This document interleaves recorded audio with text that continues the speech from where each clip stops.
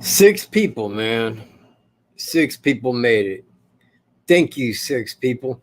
You all rock. I only see Wombat Dundee in chat, but you six people, you're a part. Tonight is a special guest. I have Michael Green on the show. Now, Michael Green's been a subscriber and moderator and a very good questionnaire over time. And he wanted to be on the show, and he asked some questions concerning the timestamp. So I says to him, yeah, man, go on, man. Well, he was afraid. He says, well, I don't want to ask anything you don't want me to ask. Just believe me, anything that you ask is just fine, because if you can ask it, it needs answer. So, ladies and gentlemen, here he is. The boxer, the man that took on Mike Tyson and lost. Sir Michael Green. Sir Mitch. There you go, Michael. No, I didn't. No, he's kidding. We started that joke a long time ago, and some of the older mods and some other people have picked up on it. It's kind of funny. It's fun. My name's Mike too, but it kind of works because every time I'm in chat with you and on the show, your shows and moderating, it's easier for everybody in chat to say, "Hey, Sir Mitch," instead of Mike, because if they're asking questions, sometimes they ask me questions, and it's hard to get it straight when they say Mike or Cat, but if they say Sir Mitch, then I'll jump in. And I got to be you, man. Yeah, well, it's fun. I like it. I thought it was a compliment, so we just kept it going. So especially when that one time you said, "Hey, keep it up, and I'm going to knight you, Sir Mitch." Yeah. So and then you did. You made me a moderator, and it was all downhill from there. But all downhill that time. Ooh. Good times. So hey, how about that crypto? Do what? How about that crypto? How about that crypto, man? It's staying low. I've been watching it down like all day. It starts to go up. It's on its way down. I'm saying, give me 25. Minimally 25, man. 25 would do. 25 would give you 2 percentage points for 500. So and let it happen. You're a big Bitcoin fan, and I'm on board. And I got on during the holidays, right after I saw it spike last summer, and so that's when I jumped on board, and made my move, and I made some money on it. But I have been doing a little research, and I'm really big into Polkadot and Litecoin. I think they've got some offshoot blockchains that are gonna, and you got to remember something, Kat. There's always going to be a Burger King and a Wendy's to McDonald's. There's always going to be a number 2, number 3, number 4 top cryptocurrency down the road. Yeah, so, I'm into Bitcoin, and I've got Bitcoin, but I'm going to concentrate. Oh, go ahead.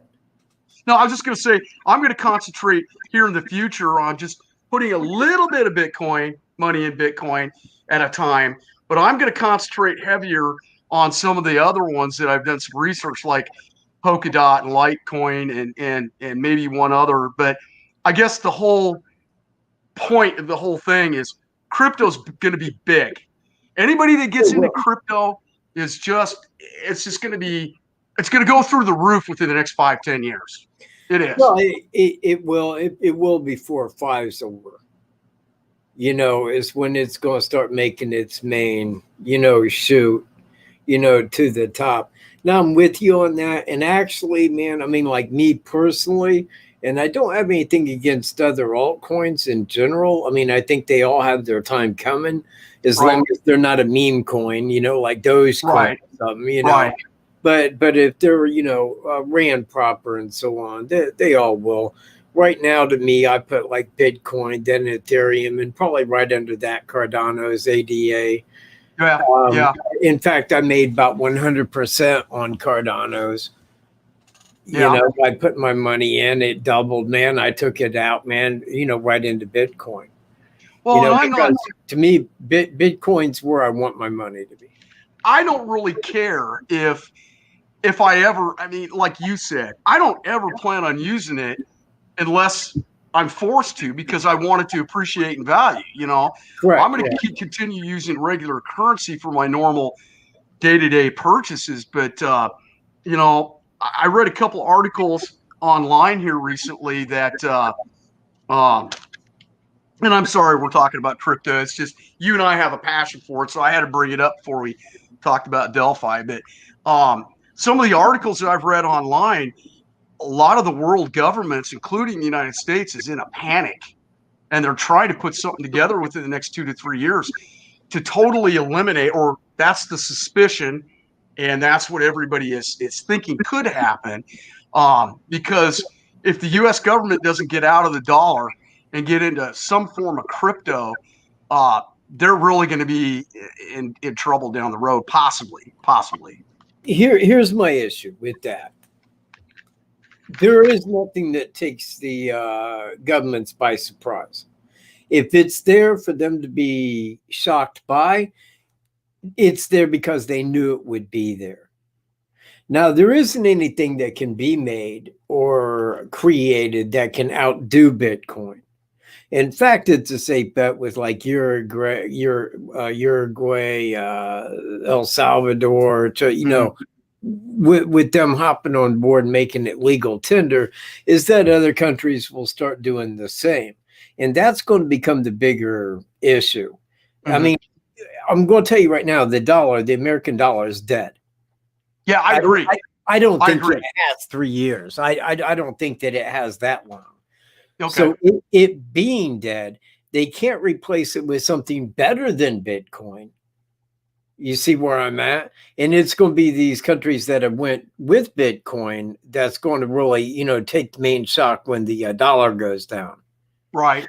And I think that what's going to happen is before that date that you're going to see a flip in many, many countries. In fact, I will throw it out there, man, just on the menu. What if Russia said, you know what, man, we've been looking at this Bitcoin and we don't mind here, United States, kind of taking that on as legal tender if you see where we're at. Right. Holy mother of shit. Yeah, well, that would be a very important point. Bomb on it, man. That would be the big one. That is a very important point when a very, I don't want to say prestigious, but when a legitimate government does do what you just said, whether it's Russia and power legal tender, yeah, I think that's going to be huge. And that's just going to drive our Bitcoin value right up. And check it out. It's not that communist China's got anything against Bitcoin. Hell, they're holding Bitcoin. Yeah. You see, they banned Bitcoin because they don't want the people holding Bitcoin. Right. They're very much not about their people at all, but about their own, wealth. And I mean, again, it's one of those things. Russia isn't against Bitcoin. We're not against Bitcoin, but everybody knows that Bitcoin is the future. It's the tomorrow. It is the world reserve currency. It is tomorrow's currency of the world. I agree. That's what I don't even make money on it, man. The Bitcoin I have, I hold. Yeah, me too. I buy it when it's low and hold it. And I think the only thing I would disagree with you on is I think that Bitcoin is not only going to hold its number one status for a very long time, but I think that there's going to be other heavy players, like I was saying just a little bit earlier. You know, there's always going to be a number 2 and a number 3 that's going to gain, and it's going to ride Bitcoin's coattails. Well, maybe if they don't flip it, but I don't see that happening. No, I mean, I don't think Ethereum can flip Bitcoin. It just ain't possible. No, and they've got, from my research, they got a little bit different model of a blockchain and a little bit different of a model than what Bitcoin and some of the others have. I know that Bitcoin's got like proof of work where you got to mine it or pay for it. Right. You know, where it's already been mined. Whereas with Ethereum, I think it's set maybe to a certain amount where they dispense of so many every so often. You see where I'm at now. That could be mined too, because I do know that they mine Ethereum. proof of work and proof of what's the other one? There's two of them. Proof of work and proof of, what did you just say? Proof of work and proof of I can't remember. There's another term they use. There's two proofs, proof of work and proof of something. I can't remember. I'm having a mind thing here, but some of these other ones that came out have an incredible side blockchain going from the main blockchain, and I think that's something to keep an eye on, and that's one of the main reasons why I went with Litecoin and the Polkadot.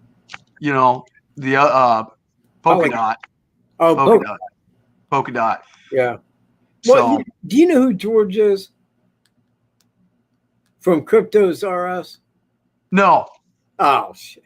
Okay. Should I check that out? Yeah. You know what? It's spelt like cryptos and then an R-U-S. Cryptos R Us. And his name's George, man. That's how it begins every show. He's like, hey, I'm George. Cryptos R Us. Cryptos R Us. Yeah, he's one of the bigger crypto channels on YouTube. But it was kind of like after you get in and you start watching him and you see who's full of shit and who's just riding the the big story or this or that. Then you see the people that's just really, let's be real here. Let's just kind of look at what's going on. That's more him. He's kind of he's in a bull cycle. He still believes that we're in a bull cycle on Bitcoin, but he's watching how it's being manipulated. He talks about it, and I don't mind. Hey, get that shit down to 8,000 I can buy more. I want to see it all drop like a rock. Exactly. I mean, this is the time. Not like a rock. Well, yeah, for a little while. Yeah. For a little while, just to get it, just so we can get bought in. I got a little money set aside that if it drops really low, man, I've got some money set aside. I'm really buying it instead of dollar cost averaging. And that's one of the things that's important for people when they're young and they get a job, and they get out of college, or they get in the trades. Like I did both. I got a college degree and then I changed my mind and went into the trades. That sucked. 10 years worth of schooling, 5 years at college, and then 5 years in the trades and apprenticeship. But when you get out of that and you start to make your living in life, you slowly put money into the stock market, mutual funds, things like that. And it's dollar cost averaging. You just put a little bit every month, and over time it catches up. You do well. And that's the same thing with crypto. Do a little at a time, and hey, you'll make out like a bandit down the road, Exactly. And speaking of making out like a bandit, let's get to the show. You got it, man. Because you had some questions, and it was concerning the timeline. Now, the only sad issue is that I am presently making the timestamp video. Right. But it's fine that we talk about that and talk about the subtleties of it. Then that way people will know. Okay. Now, I base my hypothesis that he began his hike at approximately 12 p.m. Okay. Now, I used that because in the briefing, they talked about a car that was at the abandoned CPS building. Mind you, the building was abandoned, not the car. They didn't get their hands on that car, but they wanted to know who the driver of that car was. And it was parked there, they said, from about 12 noon up to 5 p.m. Now, if that is the suspect's car, that's where I parked, at the abandoned CPS building. So I put my timer at that time at noon, okay? And I began my hike in, following the trail up to Freedom Bridge, then down Monon High Bridge Trail. That way we have like a time for each spot that he would hit. For everybody that's listening and that's in chat, especially a lot of the newer people, keep in mind, Kat did a video a while back where it was no talking. There was music in the background, and all it was him starting out. If I remember right, he started at that CPS welfare building, right? Yes, abandoned. Yes. And you walked to the Freedom Bridge and that circle overlook and on through the everything. And while that video was going, there was a clock on there ticking, so Yeah. you could follow along and see how long it took to get everywhere that everything that we've been talking about took place. Yes. Yeah. So the first thing I want to touch on is, so you had it figured because law enforcement mentioned there was that abandoned, well, not abandoned car, but the car that was parked at the CPS welfare building. They didn't talk about it after that. They mentioned it once, and that was it. Well, they only talked about the one time because there was never a press conference after the briefing. Right. In fact, the briefing itself was not a press conference because questions couldn't be asked to anybody. Right. So the last time that they had any question and answer like that was at the second year, and that was with the prosecutor, and that was only mainstream media. And if anybody remembers correctly, that was I think it was deemed as complete bullshit, and nobody really gave a flying flip. Yeah. So if you go back to the only time that they really answered questions from everyone, that was the first year press conference. Then they started closing down everything after that, as far as questions, answers. Yeah. So if I remember right in your video, that was a 3-minute walk from that abandoned building to the Freedom Bridge. It was a 3-minute walk to Freedom Bridge, yeah, give or take. Yep. And then if you continued on without any interaction with anybody, like what you did, you continued on. Hang on. The reason that I did that video was for general walk time. Right. So I started where he parked, walked all the way to Monon High Bridge, walked across it, down the path that they did, across the creek to the crime scene, and then from the crime scene back out to the 501, and then back out to where he had parked. So we got two timestamps. We've got 12 o'clock, noon, because we know it's 12 o'clock, because not only did law enforcement say that in that first briefing, but you did the math and figured later on when BG was suspected to be who you are, and a lot of us agree with you, who BG is, from leaving St. Louis and getting to that abandoned CPS welfare building, the time frame fit perfectly. Yes. 7 o'clock in the morning till noon. Yes. And that's losing 1 hour because of the time change. Yeah, because he went from Central Time, which is 1 hour behind us, to Eastern Time, which is 1 hour ahead of them. So although it's a 4-hour trip back, he still loses 1 hour on his watch. Right. So it would take him Central Time 3 hours. He would have been home by 6 p.m. Right. Yeah. So let me clarify something. You said a white vehicle that was no, I never did at the briefing. No. So you got the white vehicle and started searching TB with white vehicles because of Evansdale. Yes. Yeah. Because that was the description of the vehicle at Evansdale. Now, that is not to say that he may not have had that vehicle still, but I would sincerely doubt that he did. In fact, I assume that it would have been a different vehicle than the one that he used in Evansdale. I mean, it was 5 years earlier. You see where I'm at? Right. And it was an old vehicle then. So when did you, because I remember a while back you were talking about really researching what vehicles TB had over a long time frame. And if I remember right, you kind of hit a brick wall. But the brick wall was this.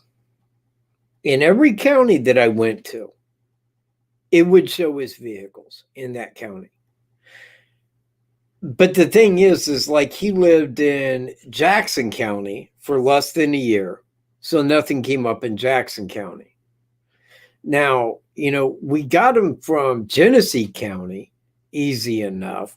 But the thing is, the St. Louis, when he lived in St. Louis, didn't have public thing to where you could publicly search that.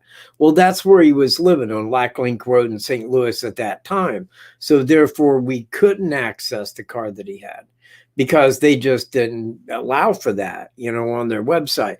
Now, most do, they don't. And I mean, maybe I can understand that a little, because they are a big city. Right. I don't really know the reasoning for that, but they didn't really have where we could look through that. Now, that was the brick wall, but I did tell law enforcement in Evansdale. I said, well, please search the DMV, man, and find out, because if that's the suspect's vehicle, if it is, then I do feel that it belonged to this man, Yeah. Or at least he was driving it at the time. So it's too bad we can't go back in time at specific times for Google Maps, so we could look down satellite on, like his residence, to see if there was like a white vehicle parked in his driveway in I did. 2000. So how do you do that? How do you go back in time with Google Maps? Well, what we did was we used Google Earth. Yeah. Now you can set that to 2012. All right. Okay. I didn't know you could do that. Now you can't go down to Street View. Right. Because if you go down to Street View, then it's going to take you to right now. Okay. But you can go to Google Earth, go to 2012, and then go over his house. And there was a white vehicle parked out front. Ah. You see where I'm at? Yeah. But there was no way to determine what that was, if it was his, because he had a driveway going up to his house, So it was just kind of one of those things. Is it that? Is it the Suburban that they were looking for? It kind of really fell into play, because it highly was suspicious, very pixelated. It kind of, yeah. But it was still, what a coincidence, right? Right. And I think that those were my words, like, but what a coincidence. Hey. Yeah. Because that was the clincher for you on Evansdale, or was it just his? No. Believe me, man, it didn't work like that. I knew of all of the similarities between Delphi and Evansdale, and there were many. But there wasn't anything, and it was just like law enforcement, because law enforcement said the exact same thing. He said, yeah, we realize that there are a lot of similarities here, but, right now we're not looking at it as if though they're related at this time, that they are individual cases. Now, it was through that time that I knew all the similarities. And I'm looking like, well, how could the guy walked in there to Monon High Bridge and walked out? Now, when Thomas Bruce came across my radar, I'm looking at everything and I'm like, man, everything's falling into place. I mean, he looks like the guy. He was dressed like the guy. He had never broken the law before, of all things. First degree murder, man. 3 women, middle of the day. So much Evansdale and Delphi like. But it wasn't until I came across the directions from St. Louis to Fort Wayne and Montrose that took the Hoosier Heartland. And right. I said, man, he had taken that route, man, probably every time. Probably stopped there at Monon High Bridge Trail and had it in his mind, this is a place to go to look for opportunity.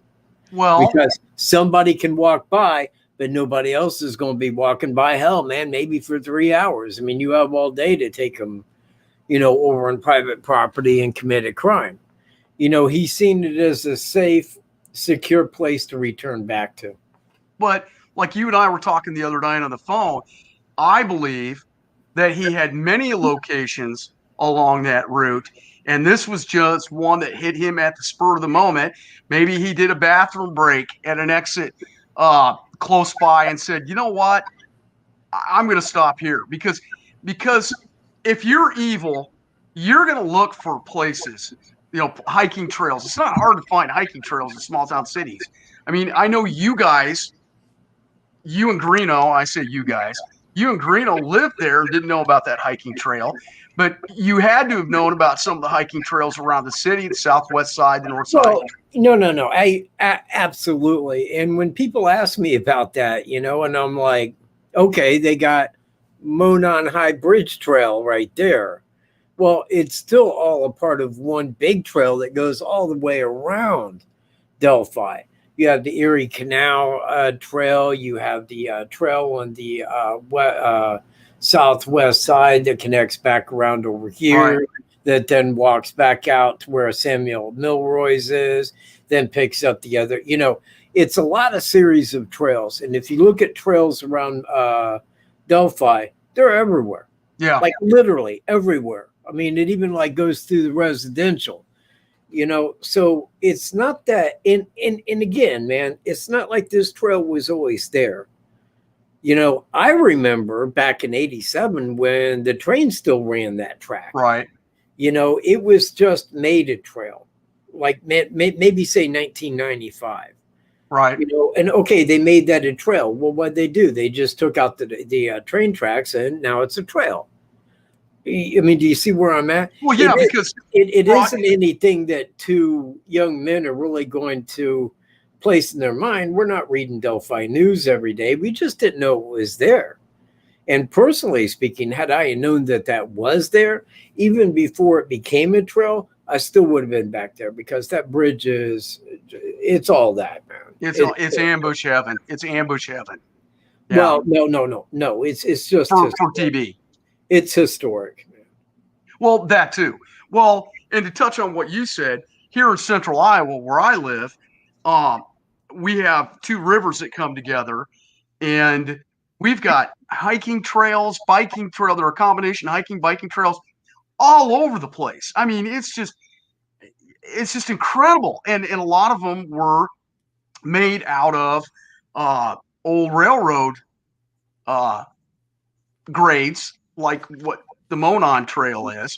And in fact, it is so popular to go walking and bicycling and whatever on all the trails that we have here in central Iowa, that these trails extend to small towns, 360-degree circle around Des Moines, out 50, 60 miles, because it's so popular. You know what I mean? So yeah. So okay. So he moves down that trail. Now, and he gets now. Hold tight one little minute there, if you don't mind. Sure. Okay, because we're going to do this here.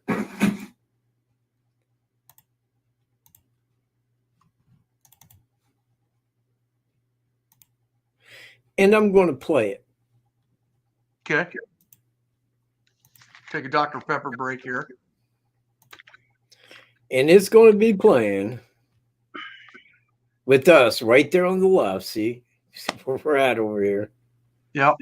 Okay.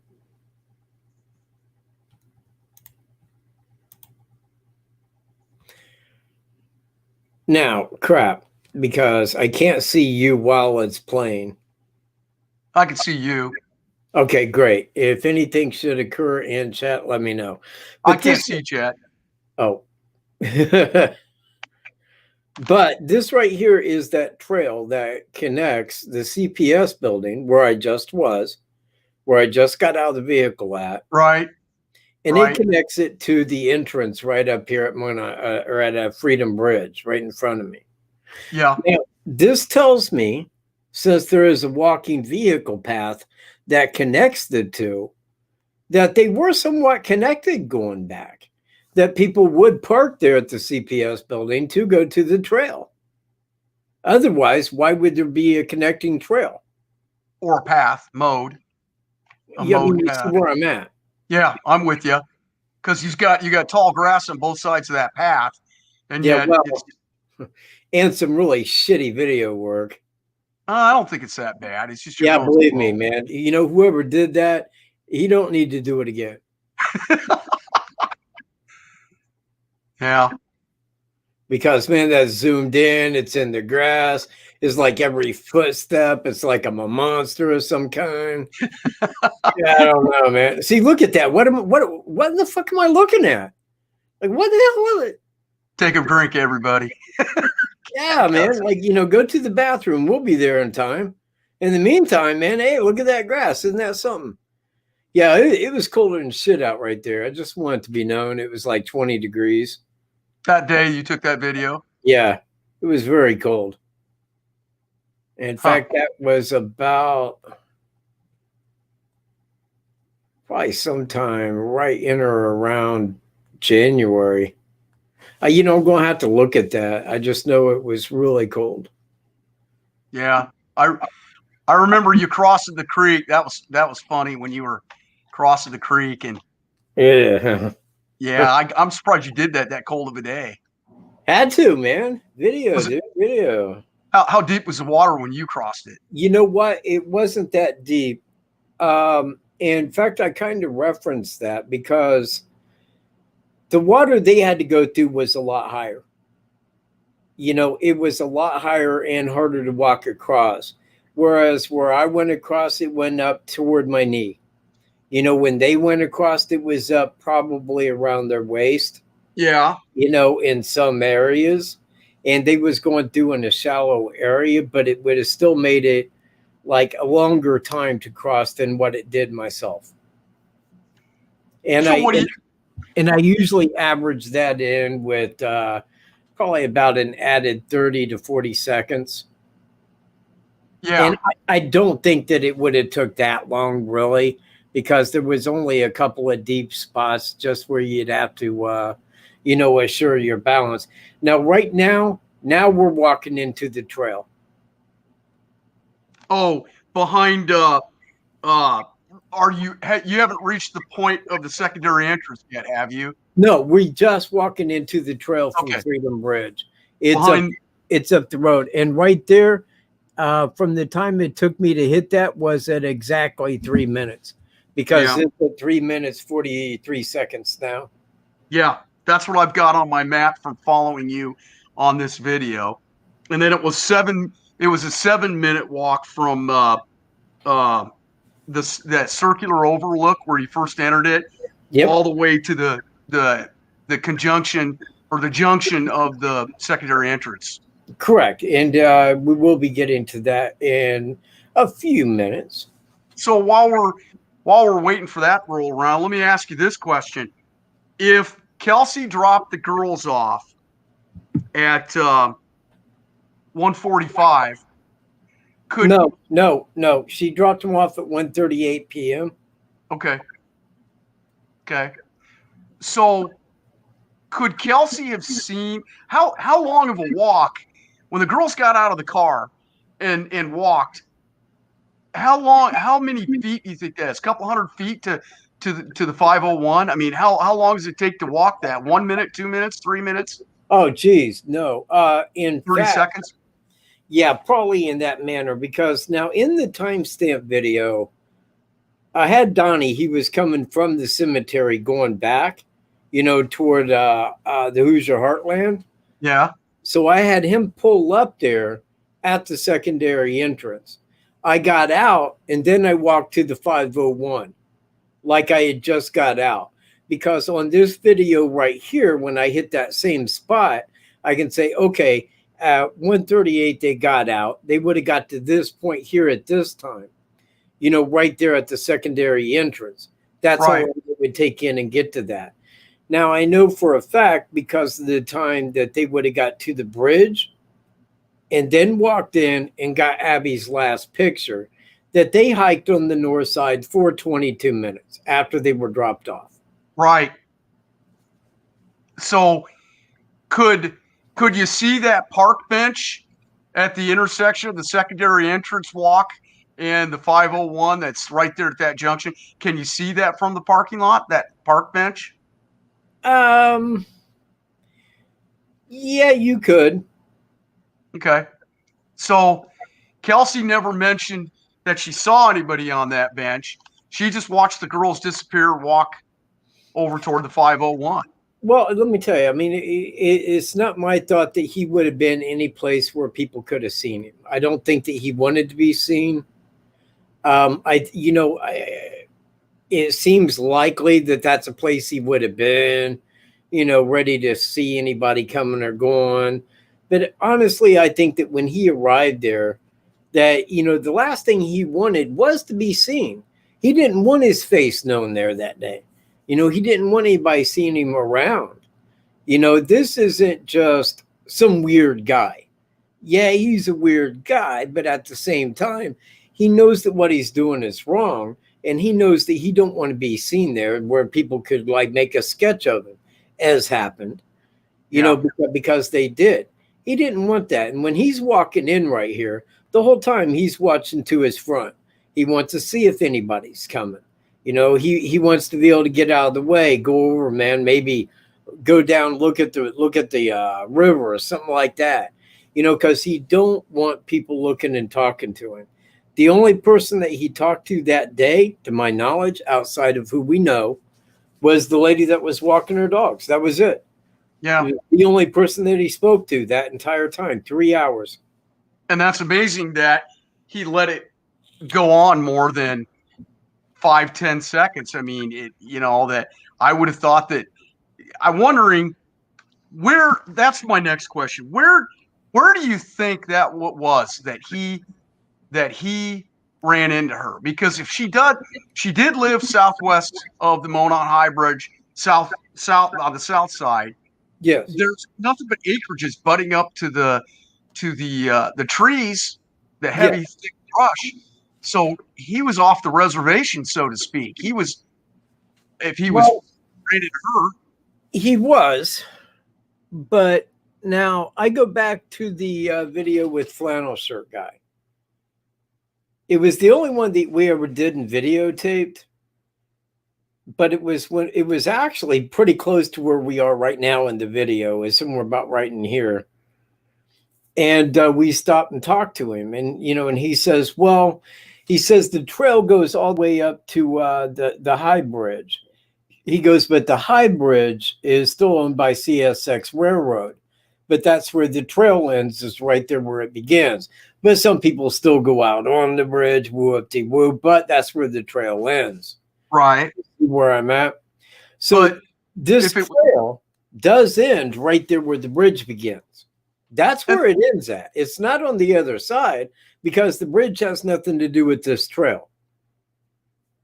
But there was name that, other than that little area south of the bridge that, like, you and Reno did a video where you guys were kind of exploring that south side of the bridge quite a bit, and it really, there's not much, there's nowhere to go, because if you do go, you've got lots of thick, heavy brush, and you'd be bushwhacking through all of that and trees and stuff.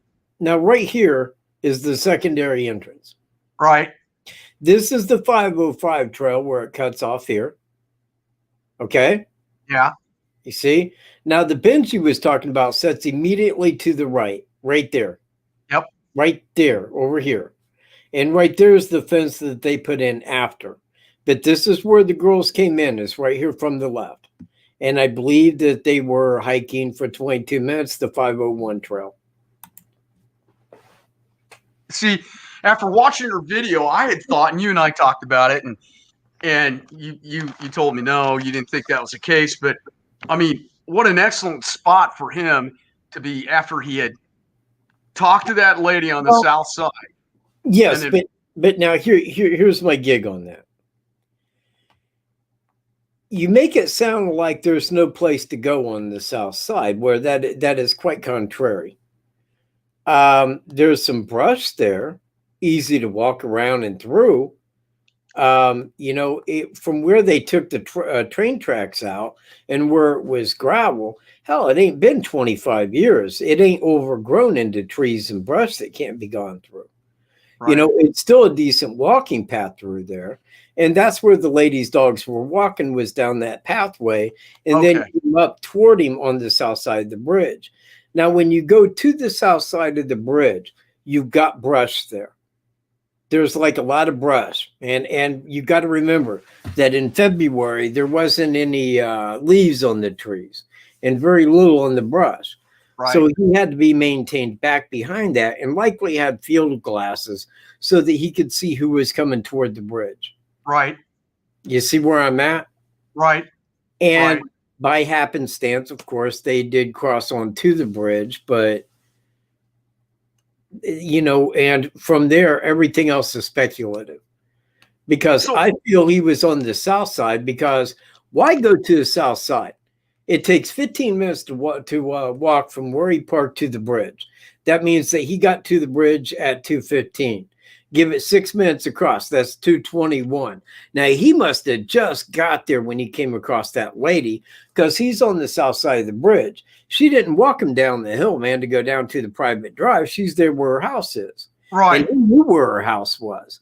That was part of her statement, because, hey, and he knows where I live at too. So it was just that, she came across him, but they talked to a couple minutes. Mind you, no suspicion. Okay, now hold on right here. This is the bend. Let me get the camera up there a little bit. Up a little bit. There we go. Right here is the bend. See how it goes straight and then curves to the left? Right. Now, this is the bend. And when you look at the pictures, hold on. Let me go back here real quick. Right here, this is the last picture of Abby.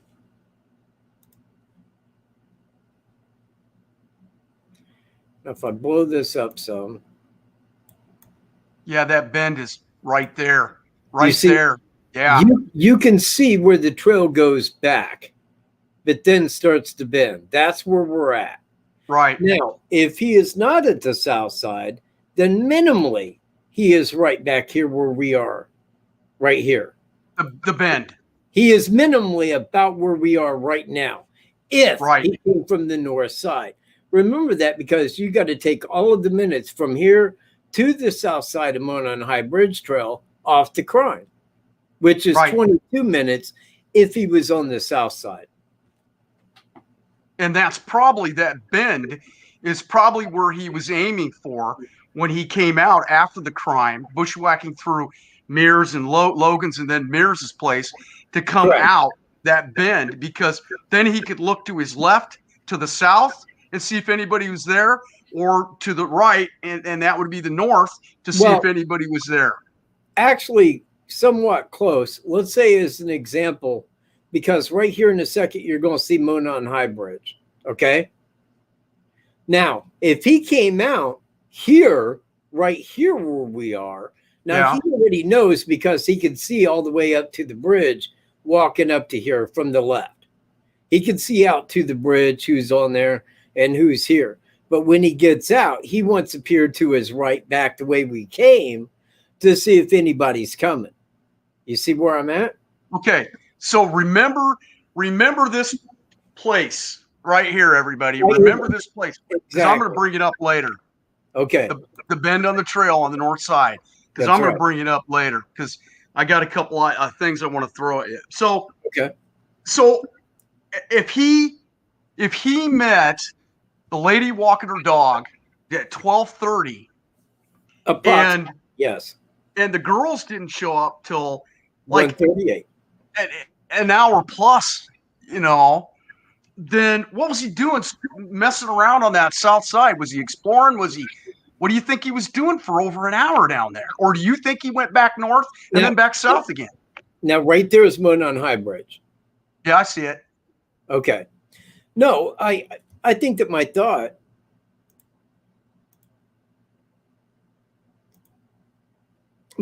on that is that he got to the south side of the bridge where he wanted to be at. Okay.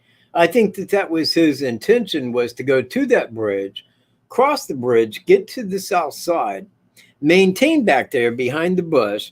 That way he could see people coming, knew what they look like, if that was a person he wanted to victimize or not.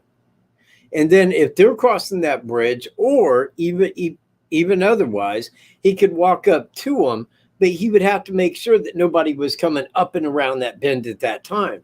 Because if he got him by gunpoint and took him out the north way, he'd have to make sure that there wasn't somebody just coming around that bend at that time that seen it happen. You see where I'm at? Now, if they walked out on the bridge where he could walk out and, hey, woo-whoop-de-woo, so on, come with me, follow me, I got a gun, do as I say, however it was done, that was in all likelihood, because then from that side of the bridge, he could look all the way up the north side, all the way up to the bend. Right. See, now, Right. as being that far away and he's leading them off the bridge, these people that would have been behind him wouldn't even have had any idea anything was going on. You know, even if that was the case, and it wasn't the case, they were quite alone. But I think he set up waiting because he's a person that kind of depends upon opportunity to arise. He don't go stalk. He don't pick out a woman and then go get her. Correct. You know, he waits until a woman crosses his path where, hey, and there's nobody around, and I'm in the mood to do this, and then does that. Now, the only two times that I can think of where that did not happen was Evansdale and Delphi. Now, I know Delphi he went to purposely. Evansdale very, very well may have been the same. He may have went there purposely. He had just lost a job. It was Friday 13th. I think he had traveled up that way, knew of the trail. And I think, I mean, it could have very much been like that. Yeah. You see where I'm at? So what you're saying is you think he was hanging out there waiting for an opportunity to come up. Yeah. Totally. Well, that's why he was there for 3 hours. I mean, if it was just anybody, man, I mean, he could have just stood on the north side, grabbed somebody, ran him down mirrors back to that big ravine, committed a crime and left. Yeah. You see, I think he was looking ahead of, well, if I'm on the south side of the bridge and I can make sure without anybody seeing me on the north side, you know, without being a face known to be on that north side that day, I'm on the south side. Nobody's seen me. The only person that's really going to see me will be the people that I victimize. So he's waiting for someone to come up there. Now, he waited a long time. If you look at it from 12:30 to 2, that's an hour and a half sitting there waiting. But if he was on the north side that full time, don't you think that there would be an ass load of people that seen him? Well, yeah, because when we talked about this the other night, when I was listening to the CNN podcast called Delphi Down the Hill, they were interviewing a lot of people, and supposedly the girls were telling Becky Patty, their Libby's grandma, hey, there's kids going to be out there today. There's it's a day off school. There's going to be kids out there. It's a nice, warm, beautiful day. So they decided to go out there, and the girls probably thought other classmates were going to be out there hanging out. Beautiful day and all. So he got lucky that nobody else. That place could have been crowded that day. You know what? And I mean, so much of this we're looking back at. You know, we're really looking back at this. And when we look back at it, it's a double murder in a small town. And it. I don't know how to better put that. Before this crime happened, I'm going to say a very, very small number of local residents even knew that trail existed. You see where I'm at? Now, we went out there after, and this is like a year after the crime, a beautiful summer day. Me, Greeno, and Tony, we're out there for 3 hours. Did not see a single person. Really? Not one person. So, I mean, being a February 13th day, I think that it was very rare that anybody really would have been out there. I mean, Cheyenne and her friend, okay, right? There's 2 people. The 2 girls that died were out there. Flannel shirt guy who practically lives there, because he's always there. But those are the only 4 people that I can really say before Derek arrived looking for the girls that was there that day. That was it. I can't name anybody else. And there's people out there. It's like, oh, there was 45 people there that day. And again, to that, I say these 2 words, bullshit. There was not 45 people there that day. Right. Now, Kelsey had said in an interview that there was 45 kids there when I dropped them off. Well, she could not have seen 45 kids from where she dropped them off at, period, unless they were standing there waiting for the girls to arrive. you know, and then she came back on that later and said, oh, well, maybe I was thinking about when we was searching for him. Well, that's two big different. Yeah, that's huge. That is huge different things, because if there was 45 kids there when she dropped him off, those 45 kids seen him when he was walking out. Tell me I'm wrong. He took the 501 back to his car. They would have seen him. But we only know that two people did: the lady walking her dogs and flannel shirt guy when he was exiting. And you're right, because I remember that one of her interviews, Kelsey's, where she said when she dropped the girls off, she saw nobody. And that's why I asked you that question, if you could see the park bench yes, from that secondary entrance, because if she didn't see anybody. I put it like this. If you drove up to the secondary entrance, because it's just a pathway into the 501 and the 505, that's it. Yeah. Now, you used to be able to park there at that time. That was before the crime. You could pull your car in there. But when you pull up right there, it's probably over 100 feet into where the bench is. Okay. But it's straight up that pathway. It's not like you couldn't see somebody there. But here's the thing. If you're dropping them off and there's some guy sitting there, it's a trail. You know, again, we look back at it as double murder, like everybody should have been suspected. No, man, this is Delphi, Indiana. Shit like that don't happen here. You know, it just don't. You would have thought that she would have remembered seeing somebody there. If she did, it would have been told to law enforcement. But I mean, I can tell you from her interviews and things that she said, she don't recall seeing anybody or a vehicle down there. But again, I mean, there's a car at the CPS building. So there's always a car at the CPS building. Right. You know, it's a trail. I mean, it's nothing that you would ever look at. You know, it isn't anything suspicious, a car being there. There's a car there. Well, and the only other reason why I brought up the kids was, you know, we've all been kids. And back when you and I were growing up, we had a lot more freedom. There was not as many crimes against teenagers and young kids back then. You let your kids run wild, even today in a small town.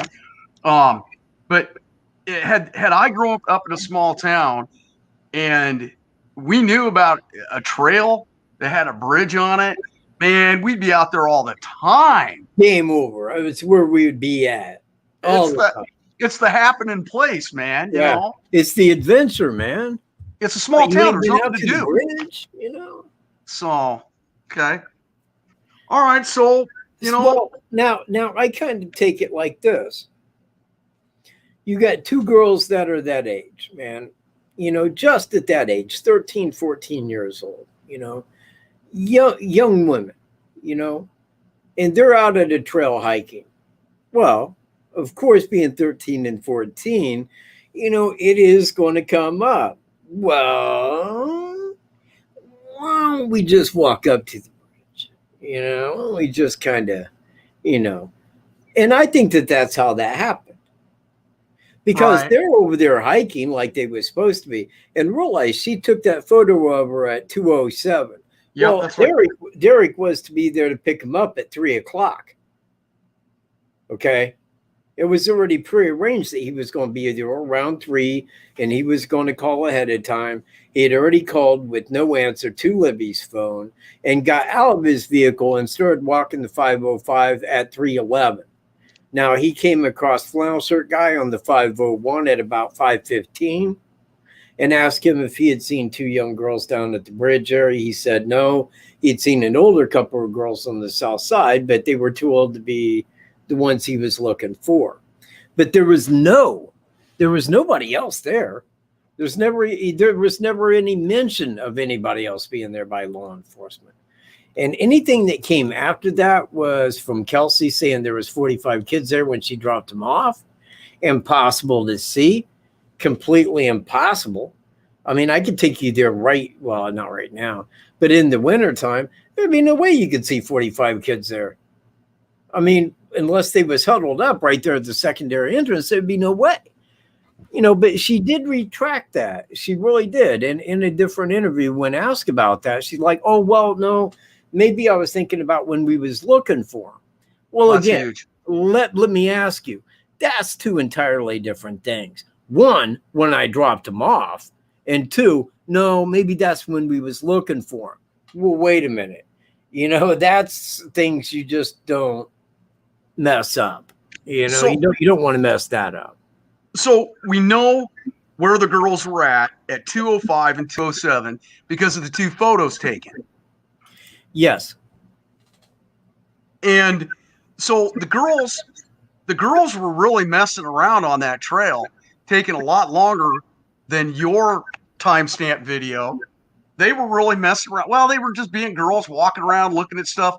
Who knows what on the trail occupied their attention, you know, whether it was birds or whatever, you know. Yeah, well, just being out in Mother Nature, man, early spring. Yeah. They had plenty of time to meet the date with Derek to get back by 3, you know, at the other end of the trail. So they're just messing around.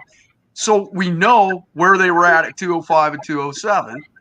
And with her a few minutes later, what was it, 2:12, she took her video, started taking her video of BG. I put it a little bit earlier than that. Really? Yes. Okay. And Well, that's based on him being back behind him. Well, you know, I kind of look at it like this. From where she took Abby's picture, one more time, let me pull that picture up. Okay. Right there. Okay. From where I'm listening. From where I'm listening. I'm just fixing my cord. That's fine. That's good. From where she took this picture, this was at 2:07. All right. Now, from that spot where she took it, if they continued on, and they did, continue walking to the south side of the bridge. All right. Are you showing the picture at all? No, I just did. Oh, I didn't see it. Okay, sorry. I was up moving around. Oh, wait. Oh, man, I gotta hit share again. Hold on. I'm sorry, Kat. Hold on. No, man. No, it's cool, man. Here I am screwing up the whole thing here. No, man. Hell, it's good. It has somebody on here. Okay, it's right here. Now, that was taken at 2:07. Right. All right. Now, that's looking north.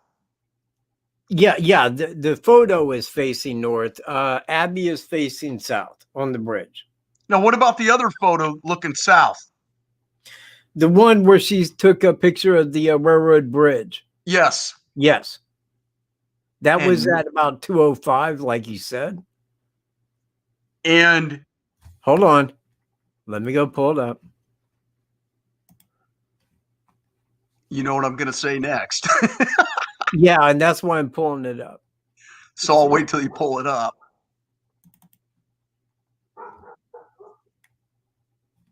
Right here.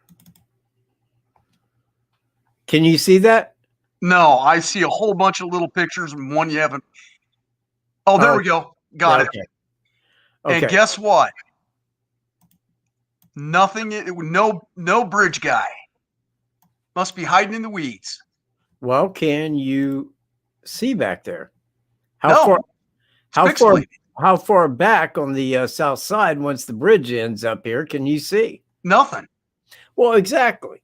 Now, this is me. He was back there behind the brush on the south side, and I got video of that right back there. It's the same place right there.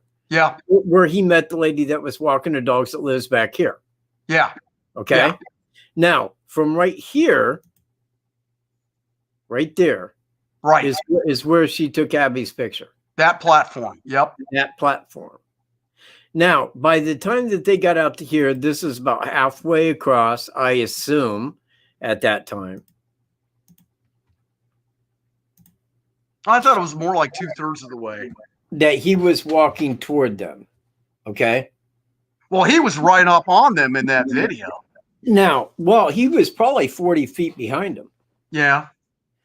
And they was about at the last platform on the left when they did that.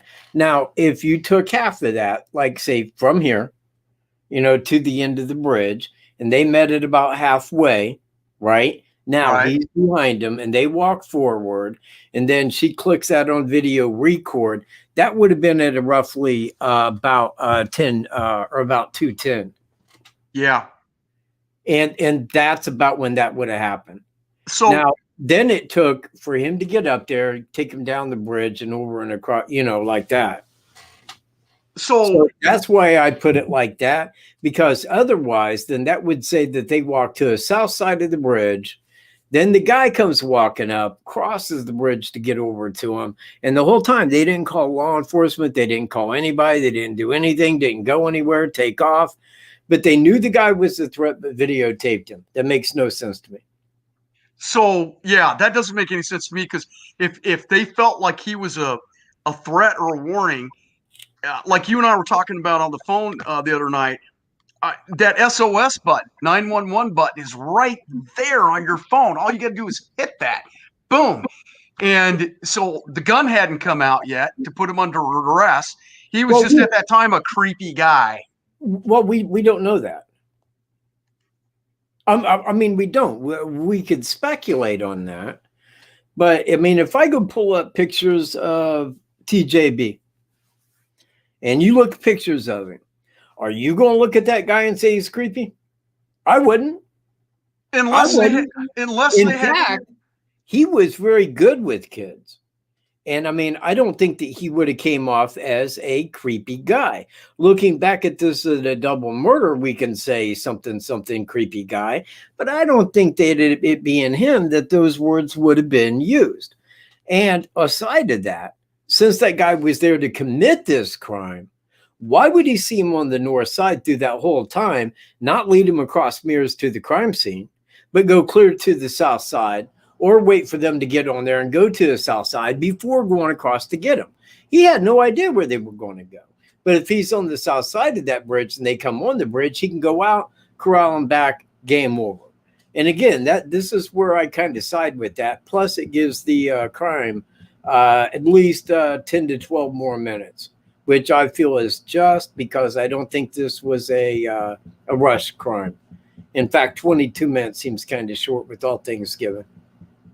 When you say 22 minutes for the crime, are you talking from by the time he got them to, and I hate using this word, I don't want to say it, so I'm just going to say the crime scene. Just say the crime scene. Yes. Where they were found. Yes.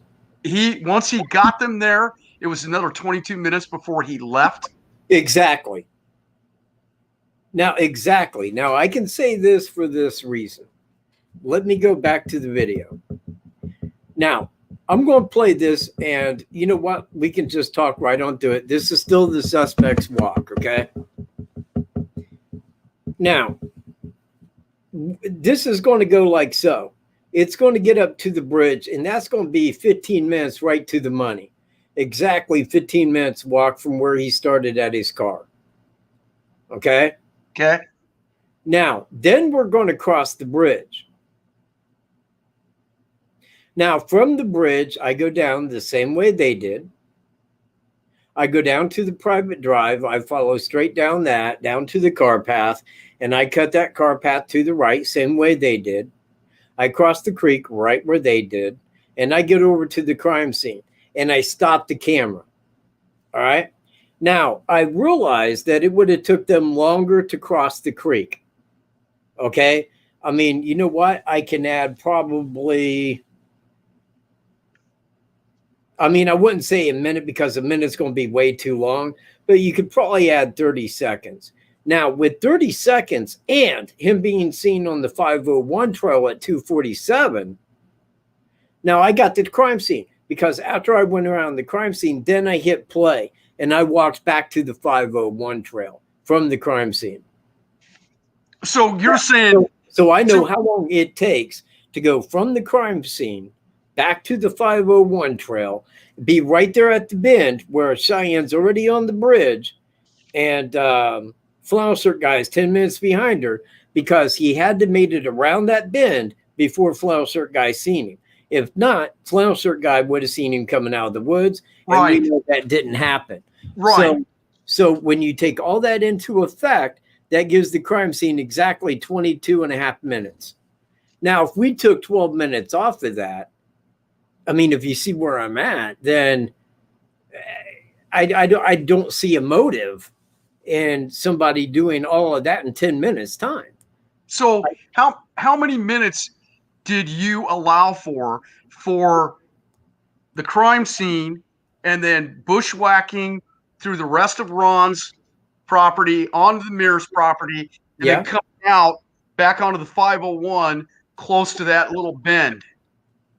How many minutes? Because I wrote down 6. We're going to find out. We're going to find right out, man. Because that's private property. You can't walk. Oh, hell, man. What in the hell am I doing? Oh, shit, man. Wrong one. Let me get rid of that. Take a drink. Can't cuss. There we go.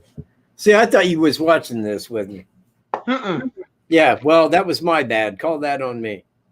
So right up here is where we're coming up to where she took a picture at.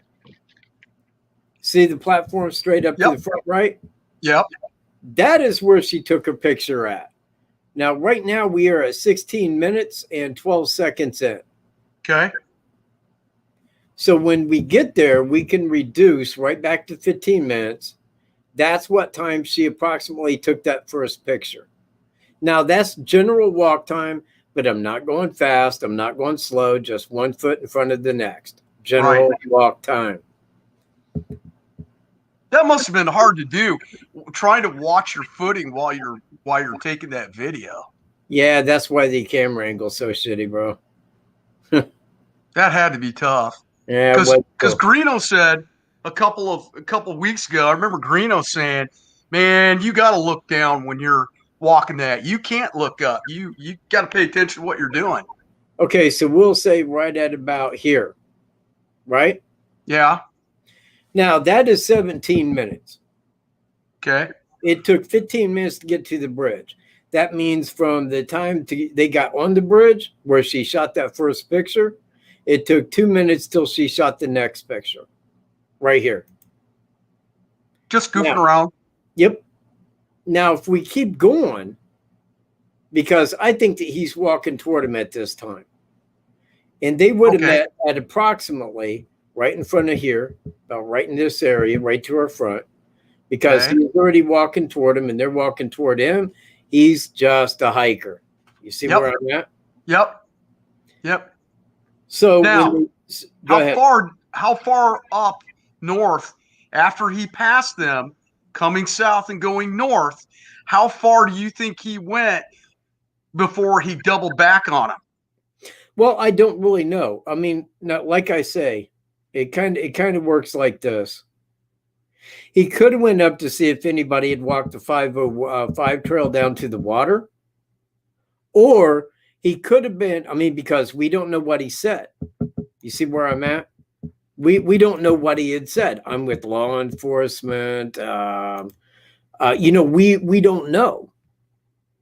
Yeah, for all we know, he could have said he was with the railroad inspecting the bridge. You never know. Hold on. Yeah. Yeah, okay, where it picks back up. Now, see, now we're continuing on. Now, right up here, because this is so many minutes later. Now, he's behind him now, okay? Right.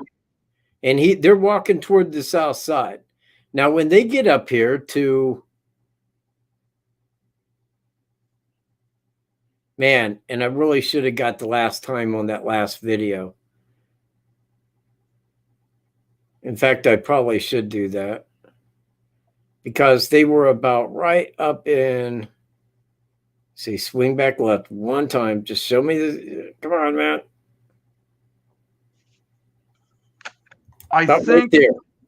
About right there is where they shot it. Now, they were facing north. I'm facing south. Now, I want you to look at the south side of the bridge. You see this brush and the trees? Yeah. Right back behind this tree, perfect freaking spot.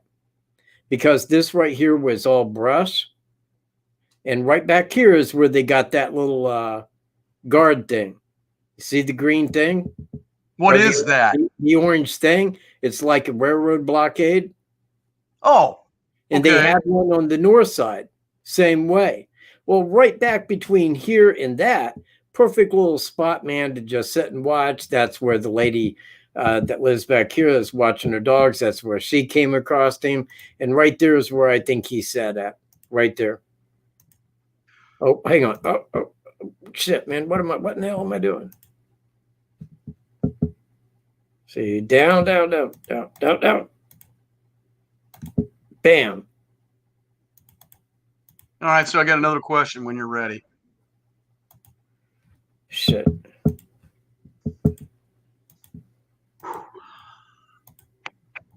Right there. You see, you have this brush and you have the trees, and then right back here you have that blockade. Now this bare property right over here, that is Weber's house. Yeah. Right on the other side, because like I said, you can continue walking right through here easy as you want to go. It is not blockaded any. It's not all grown over. But like I say, on the other side of this trail right here, this is the lady that walks her dogs. She Right. We're not going to mention her name, but yeah. So now I got another question for you. Uh-huh. Okay, so at the time that he walked past the girls going north, yes, something must have set Libby off so that when he turned around and started walking back toward them, and it looked pretty nonchalant in the video of the 3 or 4 frames that we saw. Yeah. Something must have triggered her to video him. And that's the confusing thing for me. Now, right here, this is the private drive. Yeah, below the bridge. Now, right here could have been down the hill, right here. You and Greeno walked that. Right here, because this here is down the hill too. Yeah. And that goes right down the side of the bridge. Right. This is the longer down the hill. Right. It's not as steep as the other, but it goes right on downhill, just like that. Right. And you and Greeno walked that quite a bit in some of your older videos. Yes. And it looked really steep. I mean, it really did. It's not really. And the camera can kind of play like that. Sometimes if something's really steep, it don't look as steep. Other areas where, it looks really, really steep. It's just kind of more of a camera angle. Now, immediately, see, I'm on that car path. It's just right at the bottom of that hill to the right. You go right down that hill, and then you hit this car path, and you're walking away from the bridge right toward the shallow creek. You know what? When I get up to the creek, I'll play the sound if you want to hear that. Then that it's important to note that car path, that driveway, as we call it here in Iowa, that driveway led to Kay's house back in there, clear to the east. Yes. Yeah, that's her private drive. Right. And what's the road that runs east and west, south of the 200? Is that 200? Yeah, 300 is to the north right there. No, I'm talking about 252 north. 252 north? Okay. That's south of. That's where all the acreages are off of. Let's say if you take the private drive back to the road, that is 250 or 200, is it not? No, it looked like 200. Wait. No. Yeah, you're right. Now it does, because you can only take that north to 200. Because they said it was easy to miss. I don't remember where I saw it. It really is. I mean, and it's a long one too. I mean, it's a long driveway. All right. Here's me crossing. Hold on. How long did it take you to cross that? Well, you're going to find out. See, that says 4 minutes, 20 seconds. Now, the water was up toward their waist. And again, I mean, like this right here is going to be a lot quicker.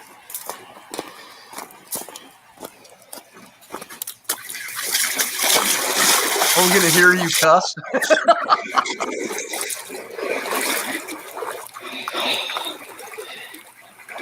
Shit.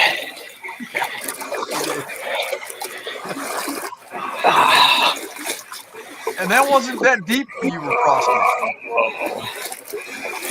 Cold.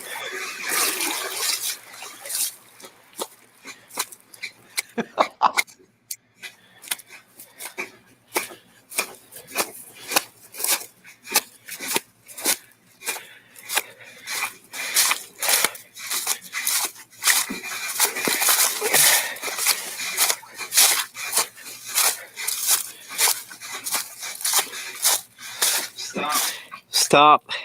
Now, I went around the crime scene a couple times there. Yeah. But this right here is the walk back to the 501 from the crime scene. Okay? Okay. So I am right there where the suspect was, and I am heading back. The clock begins at 0. Go. Now, Kat, I can't see any time rolling by. I don't see anything. It's right down here. Wow, it's so tiny I can't see it. Okay, I'll give you the time when it gets to that. Cool. Do that. Just give it a second.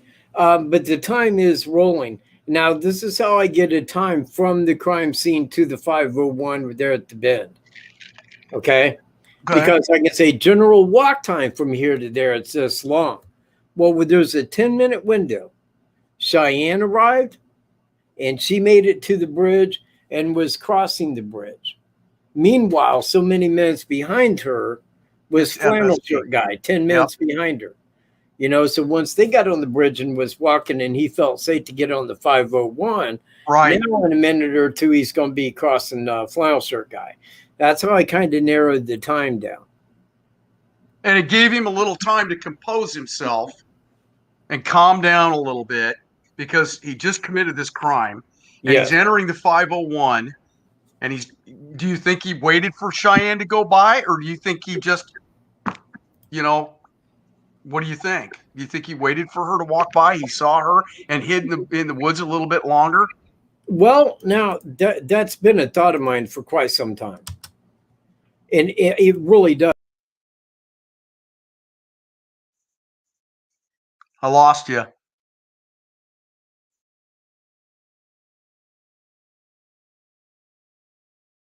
Hey, Kat, if you can hear me, I lost you.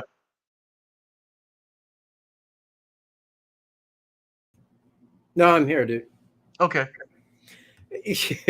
So now, wait, what was I saying to you? I asked you if you thought that right. He hid in the woods waiting for her to go by. Because as he's walking out, and I make mention of that, because once I can get up there to a point where I can see where the 501 trail is, I say in the video, I just kind of whisper about right here.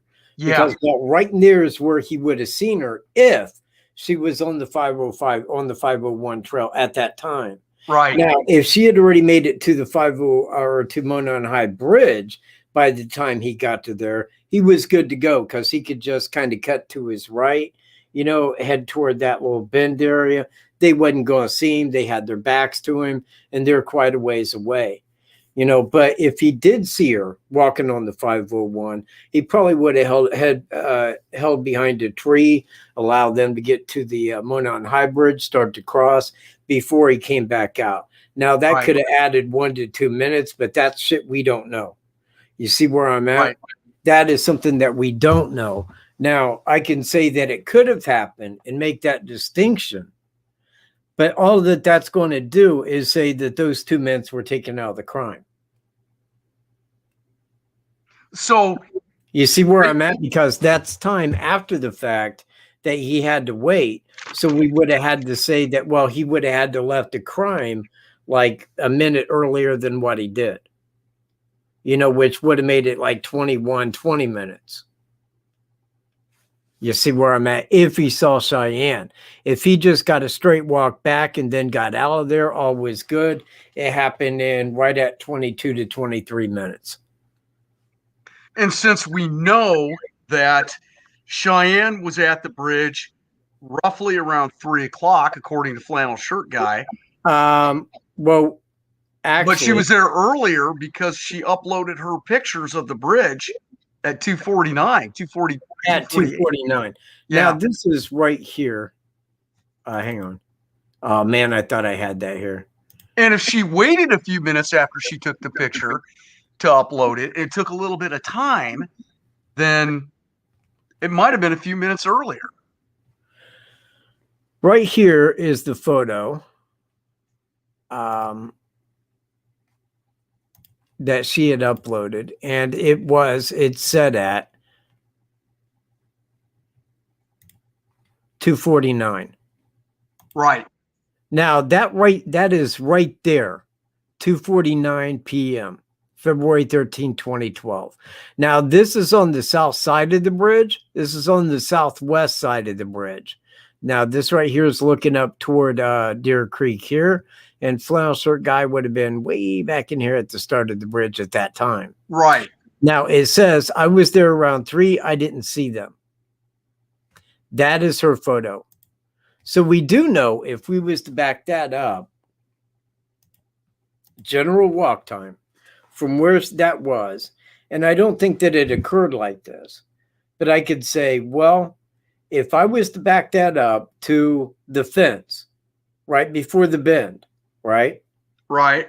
And start walking that forward until at which time I reached that point where she took the picture, I could say she was approximately at these spots through this time. Right.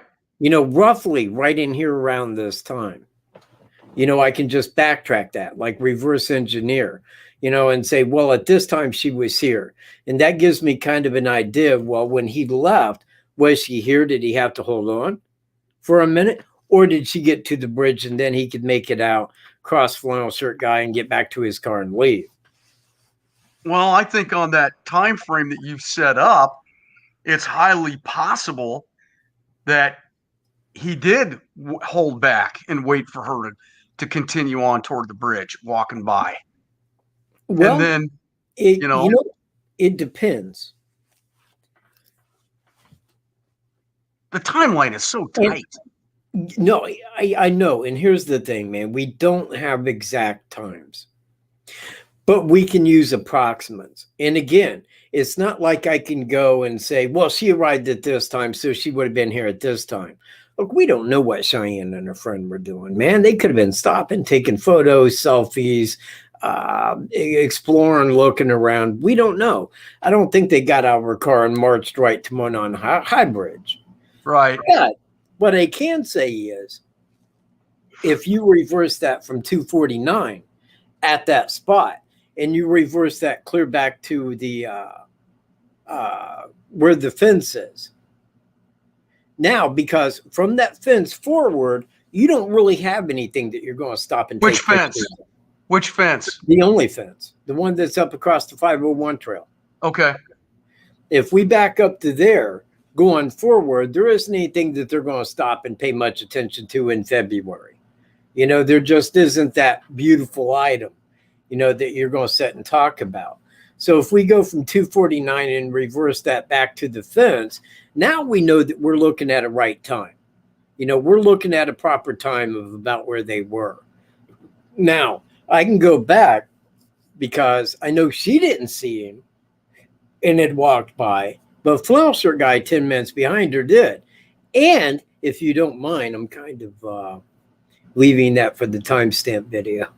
Okay, that's fine. Because the only thing I was going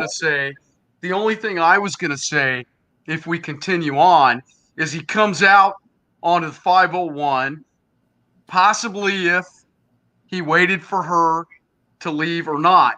He is still, whether he saw her coming and waited for her to pass or he did not, he is still going to check himself as he exits the Mears property. And he was on Mears property almost immediately. Right. So as soon as he steps off Mears property and onto the 501 trail, he's looking left and right carefully to make sure, because he's at a point where he can look down both ways of the trail and say, okay, the coast is clear. I can enter onto the trail. Correct. But again, I don't think it was the left so much he was worried about. You know, when he's walking up to the 501 trail, and I mean, I got this in the video because I kind of scan over where you can see the bridge as I'm walking. Right. I remember that. When he gets up there toward there, you know, once he knows that they're past, that they're on the bridge, all he's got to do is make sure that when he looks right, nobody's rounded that bend. Right. Because if they haven't rounded that bend, he can get out and start walking. He's good to go. Yeah, now, he's back this up a little bit. In the video of the guy, would you or would you not say that he is way overdressed? Well, in the video that that Libby took, I would say he's way overdressed. And that's the only one we got. Right.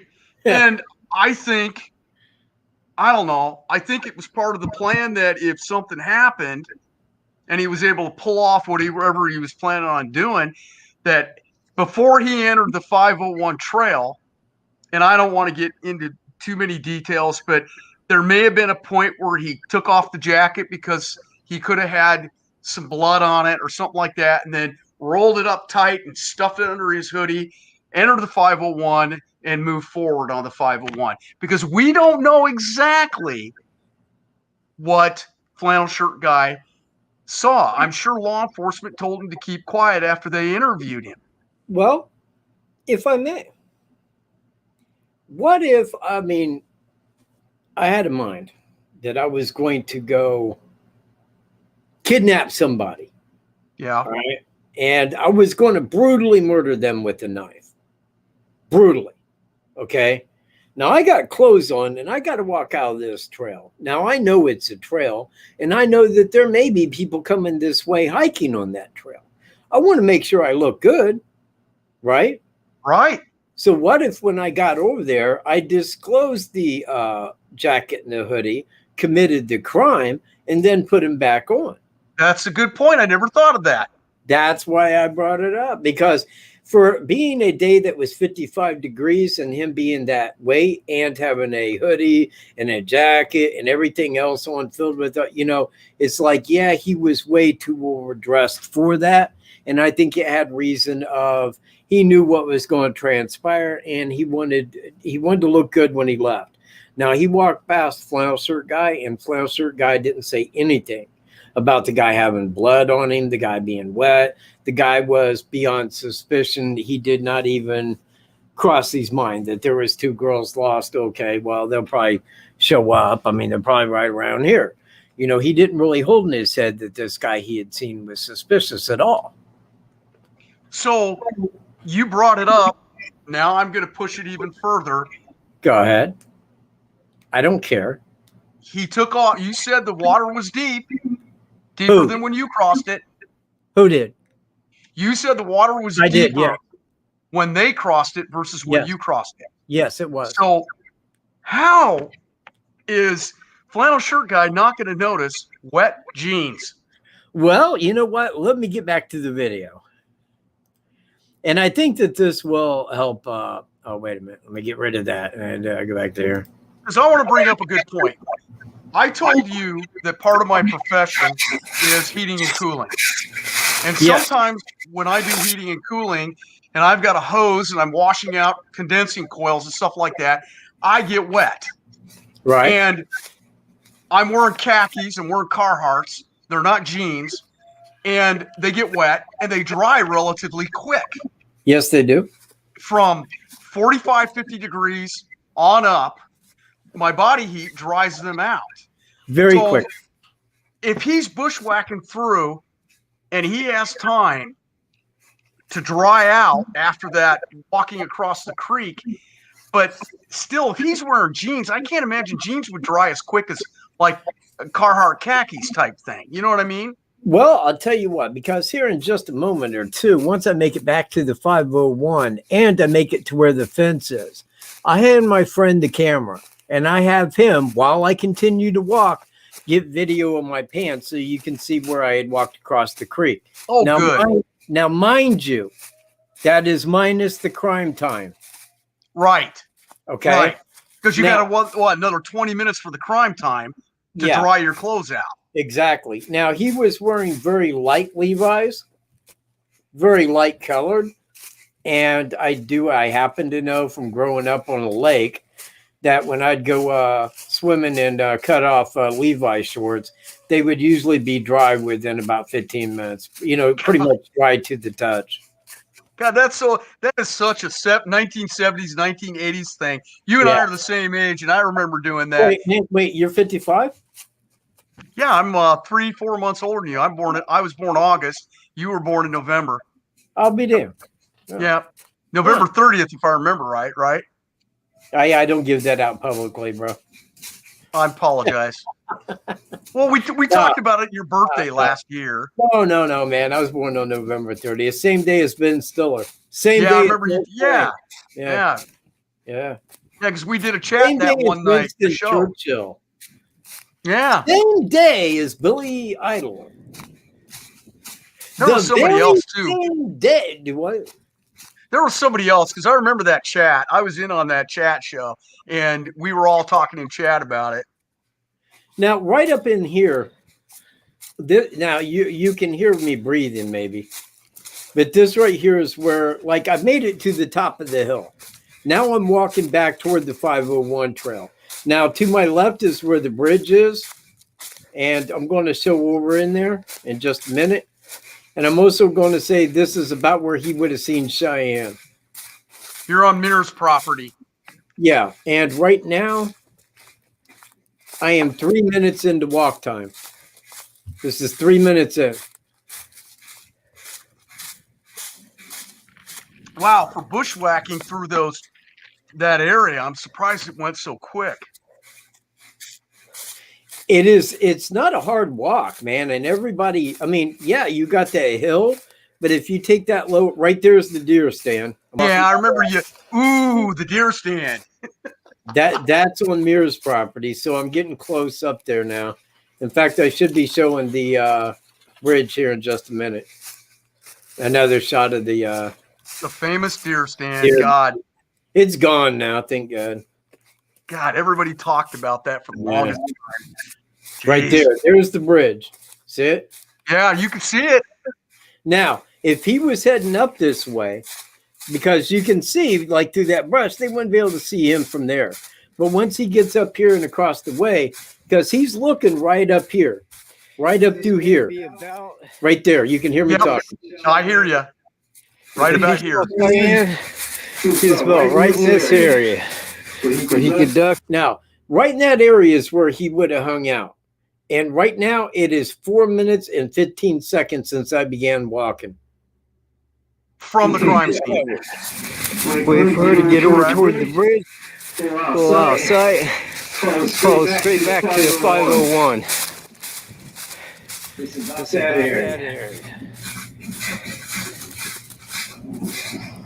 So if he did, then there was like from here to there walk, but it wouldn't have been far. I mean, it would have been maybe a minute or so. But again, that would have been time that would have been taken off. But the thing is we don't know. There is no way I can say he did or did not. Either way. He could have. He may have. She didn't see him, but he would have been looking for her. It's amazing. It's amazing looking at this video because you took this video like the time of year that the crime happened. And it's like, God, I just would have, there's no foliage on the trees, but you can still see, even though you're somewhat camouflaged where you're at. Now, if you notice, I'm walking to the north right now. Right. Okay, Northwest, I just want to be clear because that's the 501 right there in front of me. Yep. All that brush off to the right.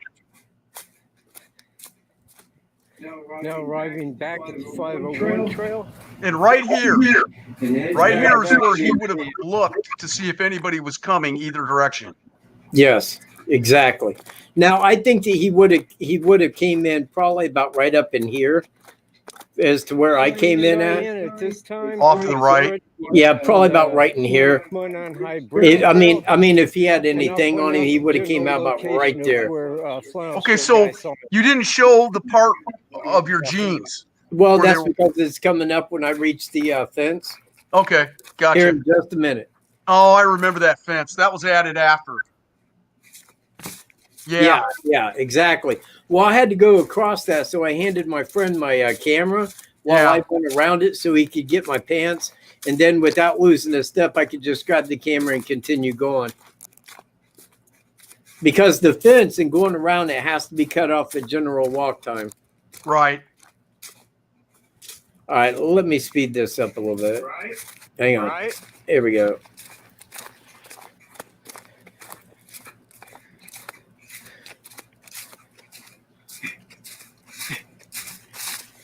All right, when I get over there. All right, now I'm going to hand him the camera here in a second.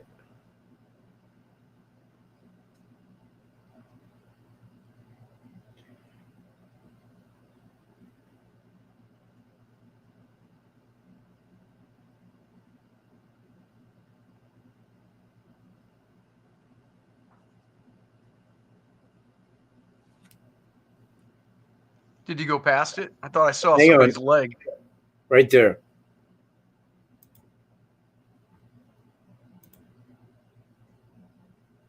See it? Yeah. About your calf, Yep. just below the knee. Now, he was wearing light pants, and that right there is minus 22 minutes less time. And I'm pretty positive that flannel shirt guy didn't say a guy walked by me with severely wet pants on. You know where I'm at? Yeah. I don't think that occurred like that. So he had more time for the jeans to dry. Yes, exactly. Okay. All right. Well, that answers that question. And then a few minutes later, as he goes around up toward the secondary entrance, making his escape, he runs into flannel shirt guy. Yes. Yep. Well, he walks by flannel shirt guy. Yes. And approximately where that fence is, right there where the secondary entrance, right in that little area, that's about where I feel he walked by him at. Now, I'm quoting Mike Patty on the Dr. Phil show. Mike Patty said, yes, there was a guy that was entering into the trail that seen him as he was walking out. Now, if you're walking to Monon High Bridge, you're walking in. If you're walking back toward Freedom Bridge, you're walking out. You know, there's only the one trail. There's in and then there's out. Right. Right. And then that's it. He hustles his butt back to the CPS welfare building, the abandoned building, and boom. A few minutes, he's back on the Hoosier Highland Highway, and he never makes it to his brothers up in, what was it, Fort Wayne, you said? Yeah, but now, you know, because I'm going back in time. Because originally when I found the directions, man, I'm like, okay, he had to have been going to his brother's house. He had to have been going to Montrose. He had to have been, you know, one of these things. But it didn't really cross my mind immediately when I was saying that, well, wait a minute. This holds more than just him going and visiting someone and just happening to drop by and kill people. This was a pre-planned date that was on the reverse of Evansdale. I believe that he left St. Louis that morning, got to Delphi in hope of finding opportunity, found it, and returned home by 6 p.m. So, and I think that that's exactly how that played out. All right, so let's speculate a little bit here. We've been doing it all night anyway. Yes. What do you think he told his wife that morning when he left and she went to work and he took off? What do you think he told her? Yeah, I'll see you tonight for Valentine's dinner. Or you think he said, hey, I'm going to go and visit my brother? What do you think he said? What do you think he did? You know what? That is something that I really cannot speculate on. Because one, I would have to say entirely that his wife's comment about, oh, I remember 2 years ago and the night before Valentine's Day, we had a dinner date. And I'm like, yeah, right. I'm like, I know she was talked to by the FBI, and I know that she has a set answer for anybody from YouTube asking anything, where it ain't gonna look like it's him. So I don't really believe that. What did he say? Likely nothing. Why? Because he wasn't going to be gone that long. He was unemployed. She had to work. Hey, I'm looking for a job. He might not even have said, I'll be late tonight. He may have called her once he made it back into St. Louis and, oh, hey, man, I had to run over to blah, blah, blah, check on this, so on, so on, so on. I'll be home in a minute, provided. But understand, she was working at Walmart and wouldn't have been home till 5. Actually, with drive time from Walmart to where they lived, probably later than that, because she would have got off at 5. So really, he would have been in the door right behind her. She didn't work an hour away. So if he would have got home at 6, he would have been a little late. A little late. There wouldn't have been no big issue with like, oh, I was gone all day. No, I had to go do this for our dinner date, blah, blah, blah, so on, so on. Love you the most. Come on, let's go eat. However that would have went. 6 o'clock when she would have got home at, let's say, 5:30 is not really being late, especially if you have the dinner date set for 7 or 8 o'clock. Right, exactly. We don't know what time that would have been. And it doesn't matter for any of this because it's like you said, FBI got to her and everything was shut down and done deal. Yes. Now, this takes me back to my missing parts of Delphi. They were taken down. You got your interview with Holman where he said St. Louis. You got the entire fact that the FBI went to St. Louis jail and got the DNA from Thomas Jerome Bruce taken offline, all of it. What was the other one? Oh, yeah, Robert Ives in the interview where he said non-secular, gone, taken offline. Now, why would these 3 things be taken offline? Because they all connect right back to the same fucking person, TJP. That's why. And that's even more. Not want anybody coming up with this until they're ready to come out with it and say, yes, charges have been filed. Now, when they do that, it's going to be way bigger than what I'm saying. I mean, I could name 6 with a 7 with a possible 8 as victims. But really, at the end of this, we're going to find out that is like the tip of the iceberg. This guy is killed over many years. So when this all hits, all of us that agree with you and what you've laid out, this is going to explode. I mean, this is really going to explode. This is going to be the biggest thing in serial killers as serial killers go since Jeffrey Dahmer, Ted Bundy. It's going to be that big. It's going to be all over the news nonstop. I mean, it's going to be international, worldwide, huge. Yeah, it's good. And I cannot wait for that because I'll tell you why. I've had to repeat myself for 3 years. Repeating. There was a person on here moments ago that's like, blah, blah, blah, blah, blah, getting tired of hearing about song and dance. Hey, I'm tired of repeating it. I am. I want it out as to who did it so that we and everybody, myself and everybody else, can then get on with what comes next. Because that's where it all really matters to. Is like when he's got the charges filed, then we can get on with it.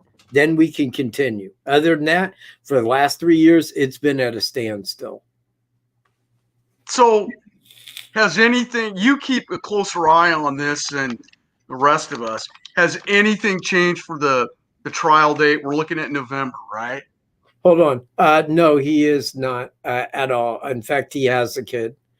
He lost his one kid that I know of, at least one kid, in his divorce in 1993 in California. Go ahead. So you keep a closer eye on this than the rest of us. What we know that there's going to be the trial date in November, right? November 1st. Yep. Do you anticipate anything's going to change? Another hoax virus scare or something? No. In fact, when they changed it from August to November, I was livid. Again, it's like All of us were. If I was the judge, I would look at the defense and say, look, in 2.5 years, if you ain't got a fucking case together, give up. Yeah. You know, because apparently you don't know what you're doing. Now, then it hit me. Well, wait a minute. August, September, October, November. Well, okay, November, 6-day trial. He goes in and confesses, throws it to a jury. November, December, January, February, 3 months for every state that's had 3 years to get their cases together to go talk to him and file charges. Bingo. Bingo. Right on the anniversary of Delphi, February 13th, 2022. Prime time for a announcement, I feel. Like So- right through that time. So how do you think that's going to play out? I mean, who gets first dibs on it if there Well, are so many other places? Now here's kind of my take on that. If they did it by the time that it was done, then firstly, everybody would have to deal with all the crimes in California. Okay. Then they would have to deal with the crimes in Michigan. Then they would have to deal with the crimes in Iowa. Then the crimes in India, you see, and it would go like that for years where he went from jail to jail to jail. Now, given the amount of crimes that he's committed, much like Bundy, I think what they're going to do is they're going to pull them all into one case. All into one case. Federal. And if they do it federally in one big case, then they can opt with the thing of if you're found guilty of any of these on first degree, we will give you a death penalty. And when the feds give you a death penalty, you're dead in 10 years at the maximum. So who has control of all that? The feds? They get to control all of that? Yes. Yeah. Yeah. And that's pretty much how they're going to have to do it. Because otherwise, man, look, Delphi will never see their justice until 10 years down the road, maybe later. I mean, we have no idea how long. I mean, it's taken them 3 years for one crime. I mean, if you look at multiple murders in California, multiple in Michigan, Iowa, I believe that there's more in Minnesota or in Missouri. So, I mean, I don't know, man. I just think that they got to roll it into one big crime, into one big case, and roll it like that. Otherwise, if they don't, then everybody's going to have to wait, and it's going to cost each state that much time and money. So I think that they got to roll it into one and play it like that. That's my best guess. So like we were talking the other night on the phone. Oh, by the way, I don't have a phone anymore. What happened? I got shut off. I owed a $400 phone bill. And I told him to eat my backside. I said, I ain't doing that. So I ain't paying you dick like that. It costs $40 in Kokomo, and I ain't paying you $400. So tonight, everybody think about Cat. No, it ain't like that. It ain't like that, man. Do a little PayPal. I can go into Kokomo and get one turned back on for 40. It's okay, man. You ain't got to think about Cat like that, man. Cat's doing good. Cat's all right. Cash in some of that Bitcoin, baby. Hey, if you want to send Bitcoin, Cat's in it, man. Cat's about that. Send him cash. Don't give him your Bitcoin. Hold on to your Bitcoin. Give him cash. No, don't tell people what to do with their Bitcoin. If they want to send it to me, there it is, man. I'm telling you right now, what to do. Crypto is going to be huge, everybody. You keep listening to me and Kat talk about it, but I'm not kidding. It's going to be huge. It's going to be absolutely huge. Dude, I'd like to have you back on my show, man. I'd love to. I mean, you do very good at asking questions. Well, thank you. You see where I'm at? You really do. You got a natural thing with that as to how you ask. Well, and before I get too late, I know we've been on here almost 2 hours, but the one thing I want to touch on, the last thing that I want to touch on this case, because I've been following you since the very beginning. I stumbled across you and Greeno doing your man on the street videos, and God, they were great. I hated that, man. I hated that. You know, he came up to me and I was playing a smart ass and this and that. And I'm like, oh, dude, I didn't think he was going to use that. I said, shit. You guys did good. I know it's the way I answered. I was just being, I was playing a smart ass. And I didn't know he was filming that to then roll on a video. And I'm all like, dude, I wish you had said something. I said, I never would have answered like that. Well, the But two of now you I look like together, an idiot, you know? the two of you guys together are awesome. But Yeah, well, those are old days now. well, yeah. But so the last thing I wanted to touch on in this case was a lot of times when I watch your show live and I'm doing moderating and I'm watching the chat roll and trying to help answer questions so that you can continue on with your thought process. CC Moore gets brought up quite a bit. And I just want to reiterate with you that, man, it was like bingo. As soon as it's almost like he's watching before he got arrested after the Catholic Supply. He was watching because somebody like that somebody that evil that's committed all these crimes has to keep an eye on what's going on. Correct. And as soon as he heard us talking about CC Moore and that phenomenal technology, nailed John D. Miller. Yeah, nailed a whole bunch of people. Yes. And as soon as that, man, bingo, he went out in a bang of glory. I mean, he hit that Catholic Supply store and said, "Hey, well, now wait a minute. Hold on, because you're cutting that really short." That news came out because John D. Miller was arrested for the rape and murder of April Tinsley in July of 2018. Now, we had sent CC Moore a message that she had answered. Okay. And she said, yes, I do know of the Delphi crime.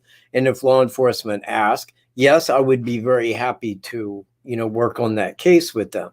Now, it was the following day because we had called Sheriff Tobe Lesenby and asked him about that. And he's all like, well, it's new technology. And I mean, like, we've heard of it. And, he's kind of shined us on a little bit, if you see where I'm at.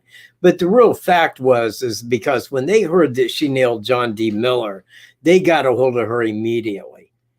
They got a hold of her immediately. And the day after we talked to Tobe Lesenby, it's in the Logan Sport paper that Carroll County investigators are going to be using the same technology as what got John D. Miller. And, we put that out there, that they was going to be using that same kind of technology. Now, when we put that out there, and she started on that case in May of 2018, and he was arrested in July, 2 months. Yeah. 2 months. Now, when they came out with that, and we made that video saying that they was going to be using the same technology, I said, within 2 months, we'll know this fucker's name. Yeah. Right? 2 months later, in September, is when he had the sexual assault on the 77-year-old. Right. In September 27th.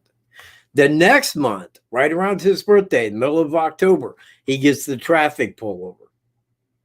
1 month later, on November 19th, that was the Catholic Supply store. It all started right about the time when he thought they was going to come knocking at his door. Yeah. He knew time was short. He knew it was. He knew his days were numbered. His home. He's right there in his his hometown. He's right there where he lives at, committing these actions. Knew he was going to get caught for a Catholic Supply store. Still went and did it. Yeah. I mean, the guy was looking at cop suicide. That is my thought. He knew he was hit. He knew he couldn't get away with that. Right. He knew they was going to come knocking. He knew. Yep. Well, that if you read about that technology, it's amazing. I mean, it is amazing. Yeah. That technology. I mean, they can hone in like crazy on your family tree. Well, yes and no. I mean, understand that, like, say me as a prime example. Well, let's use me. Let's say that they were looking for me. Well, I ain't got DNA in any ancestral base, but family members do. Yeah. Right. So what they're looking for is they're looking for that base family trait. Right. Like man to man Miller. man, demand, demand, demand, Smith, man, demand, demand, demand, like Davis. You see where I'm at? Where they can cue in on that family name and say, well, this is the last name. And this is where we can tie this down to, is this family. But to do that, you know, once they have it down to that final family, then they got to go through and manually, you know, make that family tree down to who it would be by following that family line. Like siblings and stuff. Exactly. So that's where it goes from software to then adding the manual, you know, issue. And that's what they do very well. You know, she's very good at that. So that's why he knew, because I'm certain he'd been watching a lot of videos on Delphi and probably watched some of your videos or a lot of them. I wrote that in my last letter to him. You know, that's one thing I said. I said, I know that on my old channel, you couldn't go to Google or YouTube and put in Delphi murders without it being me. I mean, the first 10 pages on Google and YouTube at the beginning of this, the first 2 years was all my channel, period. So I know he couldn't have missed me. Right. I said, if you do not know who I am, I sincerely apologize, but I feel that you would have known who I was by face. Well, I mean, you and Randy see me. Randy, why in the fuck would you watch Randy? Well, I'm just saying, whenever you do a hit on the Delphi topic, Randy would come up too on a Google search. Randy, not the first 2 years. Randy was doing it early. Psychics and shit, man. He was doing it early. I can't remember how early, but he was doing them early because I was watching him about the same shortly time after I started watching yours. I like Randy, man. Randy's a good dude. I ain't got nothing against Randy, but it's just like his investigative skills are kind of like non-existent, you know? It's like he's not really analyzing much. He's just going with the flow. Yeah. Sometimes it's hard to follow him, but God, he's lovable. You can't help but like the guy. Yeah, he is, man. I ain't saying anything bad. I mean, he's a good dude. Yeah. But I would never sit and find myself watching his YouTube channel. I bet I'm not other people either, though. Yeah. Cool. Well, that's it. I mean, I don't really, you know, I don't really have any other. I mean, I'll think of some others and bring them up in chat next couple shows, but I don't know. I think we covered everything that I thought was important to bring up. Huh? Did I help him? Oh yeah, a lot. Wow. You firmed up because I started building my own timeline after I saw that video. I thought, bingo, wow, this is great. Cat did now we've got something to use. If all of us that are so interested in this, and here again, you know, I'm interested in this because I stumbled across you, and it was several years after Evansdale, and you know, I'm from Iowa. I mean, small town Iowa. We've got 90% of Iowa small towns, and 90% of Indiana small towns. I mean, what do we got, man? Like Kokomo, Indianapolis, right? Fort Wayne. There you go. Got some big cities, but you've also got. I mean, this kind of stuff. It is so rare to happen in a small town. And then I started watching a little bit and reading up on Evansdale, and it's heartbreaking because when you have a lot of family and a lot of kids in your family, and you hear this happening, and you're going, "My God!" in a small town. And so I got interested in watching you because you and Greeno were so good at this, especially you. And it was entertaining. I enjoyed watching you when you were on your back deck with the ducks and the horses moving around back behind. And you know what? We moved the chickens and the ducks and the turkeys, man. They're elsewhere now. I mean, they're alive, but you know, the landlord had kind of moved them. Me and a friend of mine, and it was his idea. I'm not taking any credit, but you know what he wanted is he lived down here in apartment 1, and we had that big shed. So he asked, he says, well, would it be okay to go in there and move that, make it like a chicken house? I'm like, yeah, go ahead. So he put his money in it, and he set that up, fenced it, man, bought the chickens, ducks, turkeys, put them all in there. And, you know, we had them for years out here like that. Now, the geese, because we had a Weeder goose, the gray one, if you remember her. She was the gray Weeder goose, and we had bought her. Now, I bought the male, he bought the female, which was the gray one. Now, what happened is one day his dog got loose and killed like most every chicken, most of the ducks, couple turkeys, you know, killed my male goose. So he ended up giving me the female, and we went and bought more chickens and everything, and we did the, you know, well, we had her for years. Well, since I've been here, 13 years, we've always had the same pair of Canadian geese that go down here and nest on the Wildcat, right here, right up the creek by you. So they were down there. They were nesting on the island. We were getting a big flood, like a real big flood, and we usually did. And every year, almost every year, their nest would get wiped out. So since we were getting the flood, I ran down there day beforehand, and you know, snatched the eggs illegally. If you want to look at it, it's been over 7 years ago. They can't do shit.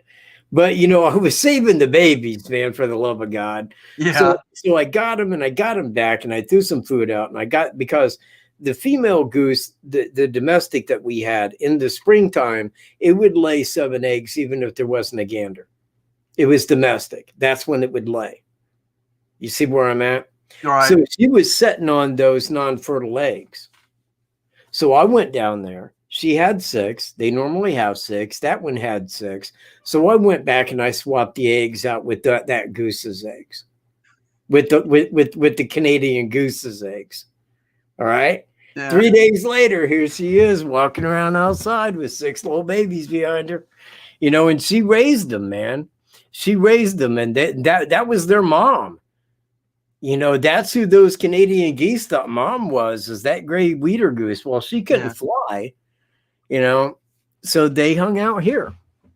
Now they finally, the female goose, and I guess that was after 4 years, they all left. They just went down to the Wildcat and they all took off, including the mom Weeder goose. But for the last 3 years, man, that female and the gander come back every year and lay eggs right down in the chicken house. They fly. Yeah, I do remember that. I do remember you talking about that. Yeah. They did this year. And after they hatch, they take them down to the Wildcat. And after a week, right on down. And they'll be back next spring to do it again. Figador doesn't bother him? No. He's on lead when we're down that way. Take him on any wild new hikes? We haven't seen any videos in a while with a hike with him. Man, I take him on a hike almost every day. Yeah. I just like being out with him, man. When I got a happy puppy, man, I'm happy. Hey, Don wanted to know, have you ever been out to Monon High Bridge, bro?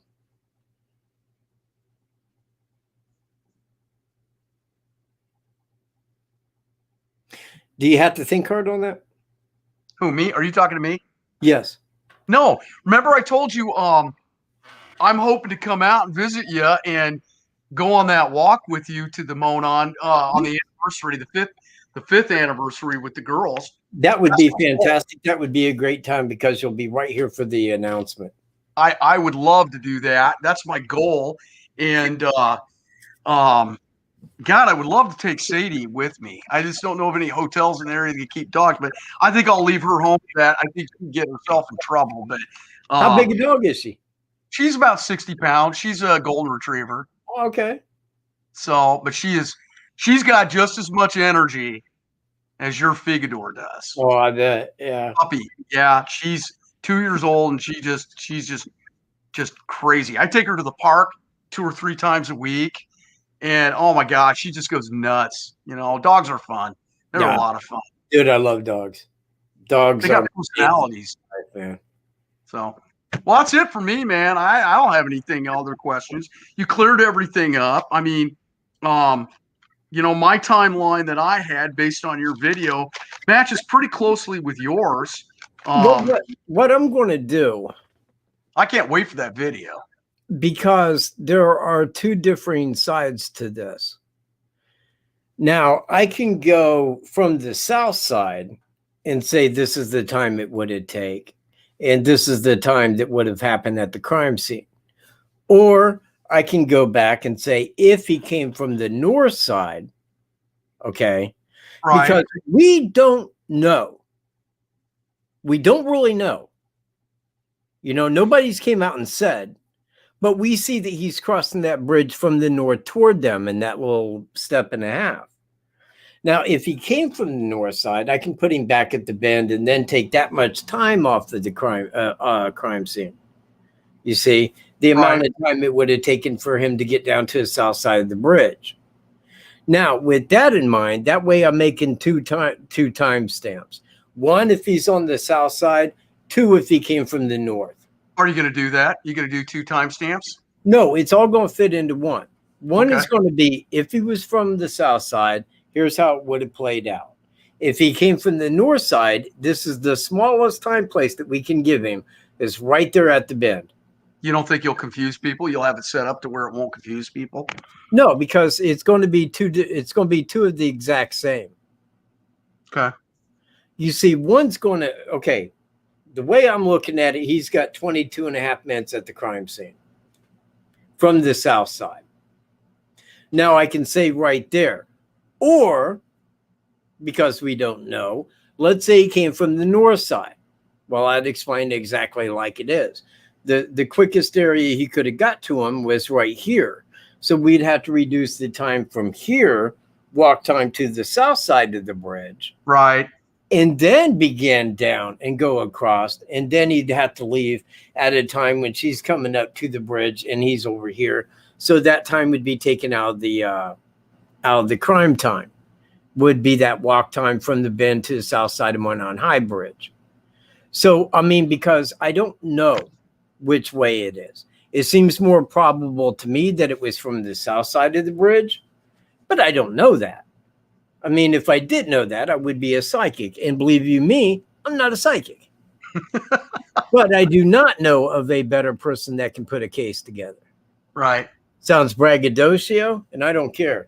Because I'll guarantee you, you've done an excellent job. I'm not somebody that hands out a lot of compliments. So I'm telling you, man, you had me from day one. You are so good at what you do. Now, you got a lot of this because you were when you were in the military, you were an investigator, right? MP type thing? No. I wasn't an investigator. Okay. I thought you had some involvement with that. I took 2 years of criminal investigation. Oh, okay. While you were in the military? Oh, okay. But my MOS was 95 Bravo. I was just military police. In fact, when I got out after my time was up, my only time, because I got out when my time was up, I had just became a E4. So I didn't really have any rank. I wasn't really, most of my job was guard this, guard that, stand here, stand there. It wasn't.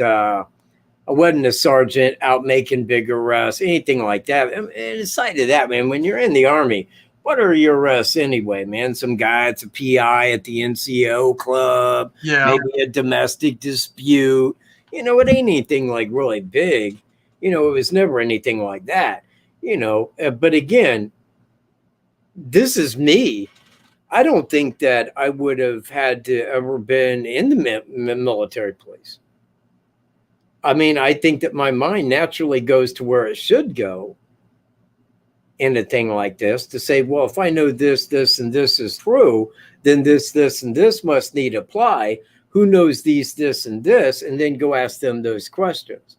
Because whether it be law enforcement or someone else, where they sort of to sidestep that question, you can indicate exactly where it is that they don't want to talk about. This tells you exactly where it is you should focus, where your attention needs to be. Same thing with law enforcement. I can ask law enforcement a question and they can tell me the answer. They can also stop and be like, and then give me the answer, because then I know, well, there are parts to that question that they cannot talk about. Exactly. You see, and this tells me what I need to know. And I don't think being in the military police really played into any of that. I mean, I really looking back in time, if I could go back in time, I would not have left the military police corps. That was my next question. In fact, If you could go back in time, would you have gotten more involved in investigating with the way your mind works and everything? you know what? Probably, but Yeah. but you see, I didn't know any of this. This is one of those things of like, and again, I know this is going to sound like kind of stupid and a dumb way to put it, because I'm not phrasing myself to be in any way like this, but it would be no different than having a kid that's really good on a piano, okay? Yeah. But never giving that kid a piano. The kid was Okay. never around a piano. And it wasn't until the kid grew up and was around a piano that he says, hey, man, I'm really good at this. Right. You know, because it would never dawn on the kid that he could be good at it, even though mentally and genetically he could, because it was never given to him to play. Right. You know, it's one of those things that it didn't come down to it till I started realizing that, hey, I really got a good gift here. You know, it never came to my attention until Delphi. Yeah. You know, when Delphi happened, I was following things by the facts. This is what law enforcement is saying. This is what they're doing. This is what they say. This is what we believe. We believe for these reasons. Now we know these reasons. Now suddenly they come out and say, yeah, well, I guess we do have DNA. You know, it's kind of how, you know, you do that. But it was never, I mean, dude, seriously, if I go back over my life, I mean, it would just never end if I was telling you about cases I looked into. Yeah. Because I always had an eye for looking into cases. Me being MP, it was ironic. I mean, if I was to go back, I would have pursued my original options. I would have went in. I would have just stuck with it, went to West Point, become an officer, 101st Airborne, been an MP Ranger, man, probably did my 20 years, retired, an investigator. Probably would have did it like that and retired right about the time I was 39, 40, 42, retired as an officer. Well, you could have done it. You could have done it through OCS school if you couldn't have gotten into West Point. That's pretty hard to get into, but OCS. Yeah, that's some people. That's you know what I mean. No, they wanted this guy. Did they? Yeah. Well, they came to our company, and I went over and was talking to them, people from West Point, and my drill sergeant is the one. He says, "Come here." And he pulled me off to the side. Now, he was a real cool dude, man. And I really thought a lot of Drill Sergeant Bush, man. He was our senior drill sergeant. And he tells me, man, you know, kind of like this. Stroop, let me tell you. There's a lot more to being in the Army than being an officer. And walked away, you know, and I never understood why he did that. Because it kind of changed where I was at the time. I was 19 and I thought, well, this guy clearly knows. And I don't know whether he thought that he was pushing me into like NCO or what he was doing. In fact, honestly, I think the very last thing he would have wanted was me to be an NCO. You know, I mean, like, I don't really know where to go with that. But being an officer, don't you think that maybe he was saying, hey, here's a good guy that doesn't need to be ruined by being an officer. Hopefully he makes a career and becomes a great NCO. No. No? No, and I can go through many explanations as to why. Okay. There was me, and I think the guy's name was oh God, man, I don't want to mess this up. He had two names. His last name was like a first name. Yeah. You know, so you know, I always reverse what his name is, but it was really us three hanging out. Okay. Now, my friend Kevin Page, man, who the drill sergeant thought everything in the world of. Man, this guy's like 6'4", like 230 pounds. He's just a big, solid dude. You see, you know, everything that you would think of when you thought MP. Right. He looked like Jesse Ventura body-wise. Right. I mean, he was just a big dude. And it was like us three. known drugs, man, have been into drugs. We were, and we were those people when it came time for the, how did they phrase that? Oh, the random drug test. Yeah. Out of our platoon, it was us three. We're like, what the fucking hell, man? Okay, like, ain't nothing random about this shit, Yeah. So, I mean, like, even with a quick story, when we went out, man, and we was Keep talking. qualifying with the M16s, the night before, we had went to the BX, and me and Kevin had seen this like spray on shine. So we thought, well, okay, man, we got our inspection boots and we got our day-to-day boots. So why don't we get our inspection boots, man, like spit shine them up really good, hit them with this shellac shine, right? So that's what I did, man. Night before, man, I threw them under my bunk, man, set them up all real nice. Okay, I get up next day, man, we're going out to qualify. Woo-whoop-de-woo. That's me. I mean, since I was 5 years old, I've had a rifle in my hand. I have like no issues with qualifying. In fact, I want to see how damn good I'll do. That's where my mind was.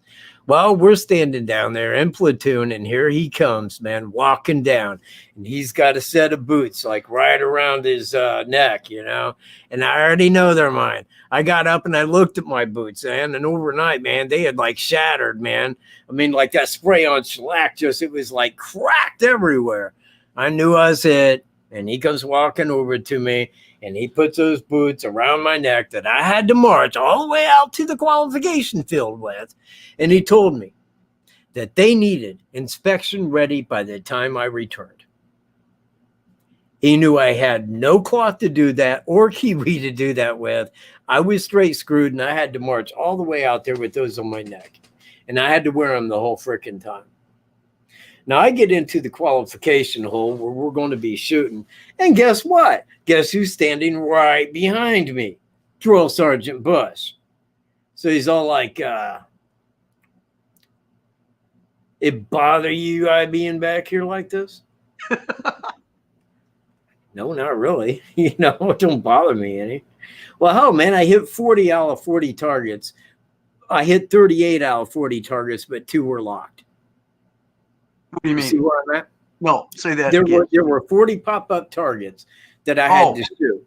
2 of them were locked. That's how they get over on cheating. If one was locked and they said you hit it, you see where I'm at? I got you.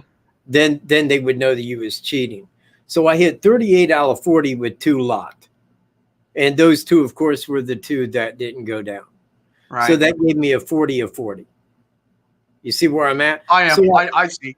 So I made expert first day a qualification. I was the only person in our company that qualified expert on both days of qualification. Well, after I did that, and he was standing right behind me, man, again, he pulls me to the side. Stroop, I'm going to give you a pass on the boots. And then walked away, just walked away, man. That was it. Cool. Just didn't say shit about the boots. So I had to wear them back. But yeah, he didn't let me have it, man. Well, the reason I brought up kind of odd. The reason I brought up the OCS thing was because when I was in high school, I tried to get into Annapolis, and that was impossible. We had the 3 things you had to have to get into one of the academies was political connection, absolutely stellar grades, and you had to like letter in like 3 or 4 sports.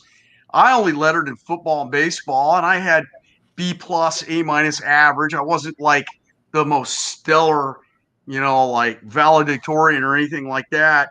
But we had the political connection, and it was just like, no way, it's not going to happen. So I took a OCS scholarship at a major university, and then halfway through, 2 years in, they pulled all us guys in, and they said, yeah, this is the 80s, Reagan. The military's cutting because Reagan wants a 600 ship Navy, and so we're cutting in education. So we can't keep you guys going with scholarships, but you can still stay in the program, but you're gonna have to pay your own way. Well, I had no choice. I had to go part-time to college. And back then, there was no such thing as student loans like we've got today. I mean, it was, I had to go get a couple of jobs, and I already had a couple of jobs, but you know and I what? had to. College was better when you paid for it. What's that? College was better when you paid for it. Yeah. Well, if you look back, man, if you go back in time, like the 40s, let's like say the 40s as an example. If you went through college at that time and you was working your way through and you became a doctor, you was going to be very rich. right. Whereas today is like, oh, I'm going to be, and then at the end of that, everybody else has got to pay your fucking, it becomes bullshit. They teach you how to flip burgers. It's pretty lame. Well, yeah, but I'm not even cool with like education anymore. They ruined it. I'm not either. I mean, God, to get the kind of education, God, how is it? My grandfather had an 8th grade education, and I think his 8th grade education was better than my high school, up to my high school education. But, but no, I had to go part-time for several years, and then I kind of got lost dealing with that and working all the time. But the important thing, I don't know, like you just mentioned, my parents, when they got married and then had me, they were dirt poor. My mom was trying to get through school being a teacher, and my dad just got into real estate. And by the time I was in middle school, junior high, and high school, my parents were fairly wealthy. And the best gift my parents ever gave me and my sister was when I was about 12, 13, they pulled me aside and they said, dude, we're not giving you anything. We want you to struggle and earn everything you get in life. And that was important because I did a lot of farm jobs. I worked 2 part-time jobs and still maintained a good GPA. And, that was the best gift my parents ever gave me was go get it on your own. And I did, and I wish more kids nowadays would have that opportunity, or that kind of love my parents gave me. Yeah, well, it's gone. I mean, it is. And I don't really see where that's being pressed upon kids today. When I see kids today, man, I see like, I see kids that would have got their ass beat by my parents daily, every day. Yeah. Like, why would you open your mouth like that, man? When I get you home, and believe me, when you get home, you're going to be sorry you're home. Do you ever remember being in the backseat of a car and yes, your dad turned around and giving you the look, and you knew, oh crap, Dad just gave me the look. That means I'm in big trouble if I don't shut up or stop what I'm doing. Yeah, that's the look of, I'll catch you a little bit later. Yeah, exactly. And they loosen this belt a little bit. Yeah. Off comes the belt. Yeah, no kidding. Man, let me tell you, I got the belt a few times, and it was everything that I heard it would be bad. Yeah. It's not the good time. You messed up in a bad way when you got the belt. My dad was a big bear of a man, and my mom was just a tiny little thing. And we were more scared of my mom than we were of my dad. Well, you know what? Quite contraire. I mean, the mom that raised me, my real mom was little. She was little, but I wasn't raised by her. I was raised by my grandparents. Now, my grandfather, because both of them were born in 1919. Same with my grandparents. When they were 10 years old, the banks crashed. Right. For the Depression. That was their teenage years, was the Depression. And I'm not sure where they went in school. I'm positive that they did not graduate. I'm pretty sure they did not graduate. I cannot swear to that. But I know that my grandfather went on to join the Army and fought in World War II. And she had married Frank Bruno. He was an Italian, lived in Kokomo, owned the first Italian restaurant in Kokomo. Right. you know. But the thing is much like you were saying, I could not ask for two wiser parents. They had been there over their life. They had seen that happen. You know, they had seen the worst of the worst and the best of the best of times. And there really wasn't much that, I mean, there wasn't really anything that I could take to them being a child that they could not relate to very logically and wisely and give me a correct answer for. Now, he was about hard work. You know, you got to work hard. You got to get up. You got to make it, you know, you got to be there. You got to be there on time. You got to, you know, that's how he was. He was a hardworking man. Now, if we go back at their times, yeah, shit got really bad, man, through the 30s, you know, World War II. But after World War II, then our economy was just filled with money. Oh, automotive jobs, train, right. You know, all of these industries, man, that popped up, that steel, oil, you know, all of this, man, were big jobs, man. And him and my grandma got on at Delco, GM. He was a millwright. They worked there and retired. They made big, huge money. Right. And that was coming from a time when their parents had to work just to have a house to live in. You know, that didn't pay any bill. That didn't pay food. You know, it was very rough times when they were growing up. You know, it's funny you mentioned that. My grandparents, my maternal grandparents, were the same age as your grandparents, and what's funny is they passed away 15 and 10 years ago in their early 90s. And when we were cleaning out the farmhouse, we were up in the attic, and it's just a huge attic. And, you know, having a minor in history, I knew a lot more than my cousins did. And we're up there in the attic, and my cousins are looking at me and they're saying, why are we finding bags of salt and bags of sugar and this and that? And I said, you guys got to understand something. These guys grew up in the Depression. They, you know, grandma and grandpa had money, but from the time they got married to now, when they passed away, they didn't throw anything away. Nothing. Right.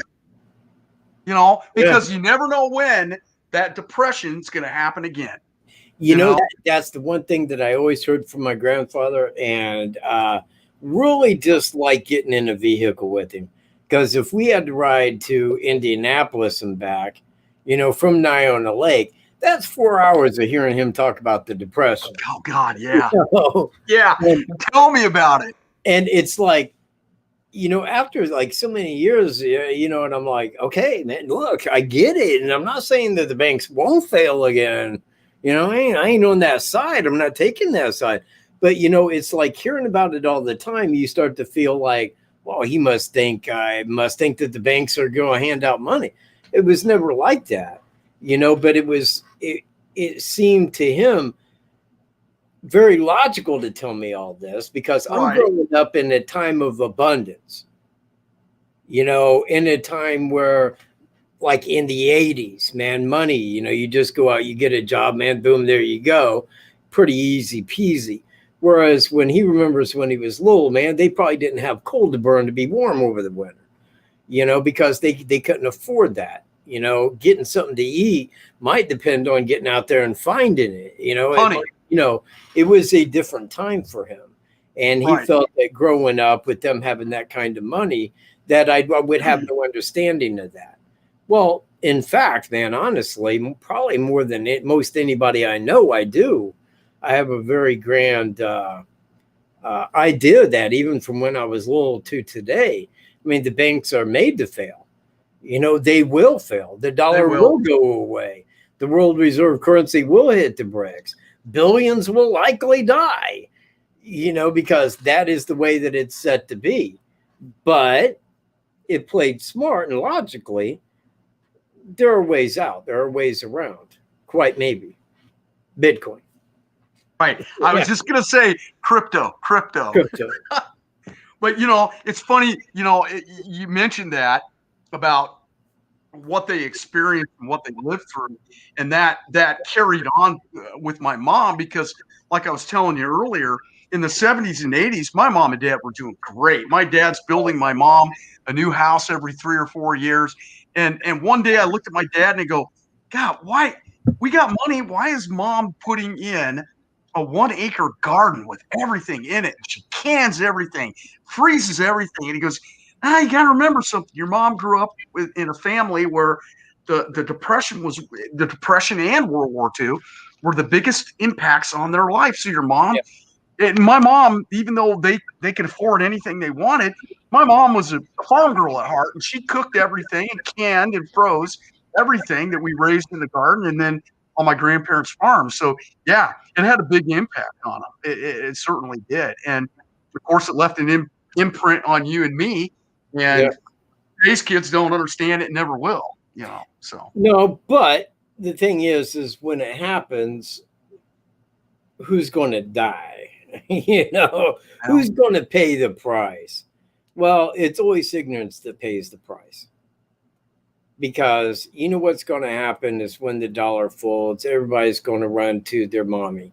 Everybody's going to run to the government. Help us. Right. Help. We need medical and food. Oh, my God, we're all going to die. We can't even get on our iPhones. People will die. People will die. People will line up to get on the trains to go to concentration camps because people don't have a clue. But there are people out there that understand the ramifications and the corruptions of a global government and what is transpiring, and they know how to get the fuck out of Dodge, where to go, and be safe until it's done and over with. Then maybe. Right. But, it's like, don't try to explain that to a millennial. They'll look at you and go, oh, yeah, all right, man. Yeah, it's crazy, isn't it? Whatever. Yeah. Because they have no clue as to what could happen. It just does not register. They don't know it. Well, we grew up in a time of some freedom. We grew up in a time of stories about those times. We grew up hearing about it and understanding. These people are without a clue. They don't fucking get it. Completely. And when it happens, they will be at a loss. Yep. I assure you. They will curl up in a little ball and won't know what to do. So one last question before we're 2.5 hours in. One last question. It's a fun question. Are you ready? Fun question. A fun question. Oh, a fun question. All right. Fun question. So I don't recall you talking about it in a long time. Where are we at with the black hat on your head? What's the story? I remember you bought a new black hat. You were going to break it in. You weren't sure if you liked it. I was waiting for you to go back to the old one that you thought was all worn out. I liked it, but what's going on? No. This is the old one that's worn out. So you never stuck with that one that you couldn't find, and it took forever to find it. It was a French company, if I remember right? Yeah. So you're back with the old. I got a suede one, and I was looking up there for it. It's around here somewhere. Yeah. But the thing is like the suede one is too thick right here on the bill. Mm-hmm. It's like too thick. It looks almost like some kind of French artistic beret. And I don't want that, man. I want something sleek that looks more reporter. That looks hey, this is the hat I wear. Man, I've had this thing for God knows 10 years. Yeah. 10 years, man. Yeah. And, so that's where we're at. You're back with the old hat. Well, I got to wear it until I can find another like it. And I don't think. Have you been looking? Have you been looking around a little bit? I do here and there, but simply put, man, I called Stetson and they're like, oh, yeah, we don't have that one. So, well, here it is. And here's the photo of it like you requested. Well, yeah, it ain't in our catalog. I'm like, duh, I told you guys up front it ain't in your damn catalog. Oh, shit. I thought you could be in Stetson. You could tell me what kind of hat it is. So I could say, oh, it's this one. No, it ain't. It ain't that one. And here's why. Because mine's blah, blah, blah. And this one isn't. And this is cotton. And mine's linen. I'm like, look, man, who in the hell do I have to reach to find out about this Stetson hat if it ain't Stetson? Somebody help me out with that. Well, I couldn't even find out what kind of hat it is. But God, I love this hat. And I'm glad I got it, man. Cost me like $75 about 10 years ago. Would pay $150 right now for one identical, brand new. So that's funny because for the last, I don't know how long, every time you get done with a show, I always think, oh, damn, I meant that. Put in chat, hey, Cat, fill us in on the hat. Now I know. Yeah. So, I like the hat, man. I mean, I like this one. I'm glad I picked it out, but there just isn't another one like it. There's ones that are close to it, ones that are built identical. I got one up there that's built just like it, but it ain't the waterproof with linen. It doesn't look the same. And I mean, like this one right here, first time I put it on, I'm like, yeah, man. Oh, hell yeah. Nah, that's my hat there, man. I love this hat. So I'm kind of in the same boat with you. I love these ball caps. I wear a lot of ball caps. And can you see? Let's see. I'm trying to get it in my. You see how they have that? Okay. Yeah. Well, nowadays when you go to buy a ball cap, this one says New Mexico because I love New Mexico, and I go down. I told you the other night I'm a hot air balloon pilot. Yeah. And I fly hot air balloons, and down in New Mexico, we got one of the biggest hot air ballooning events in the world. And I'm constantly on the look for a ball cap that has that kind of configuration. And all I find anymore is everywhere I go is they got the little tabs with the little things that stick up, and you drop the hole and you snap it. It's like a snap.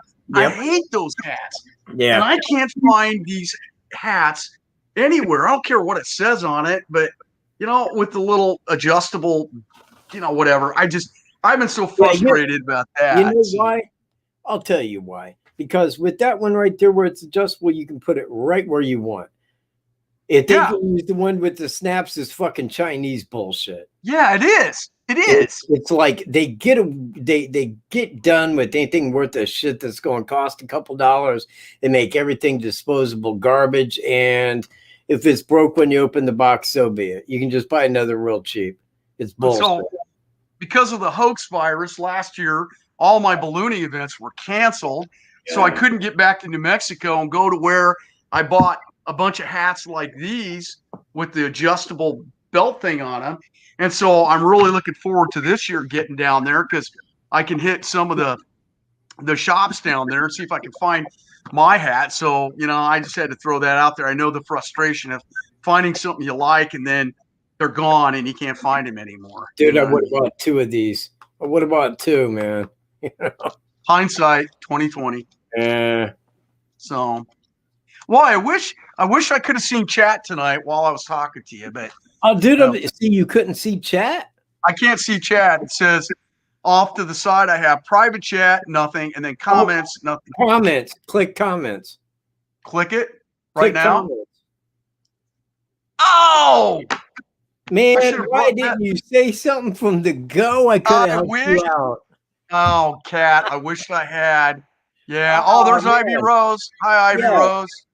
That's why I was telling you, man. I'm like, why you can't see chat? I can't see it. Well, I didn't click that and I didn't realize it. Oh man, that sucks. Oh man, I'm sorry, dude. T and J 2.5 hours of chat.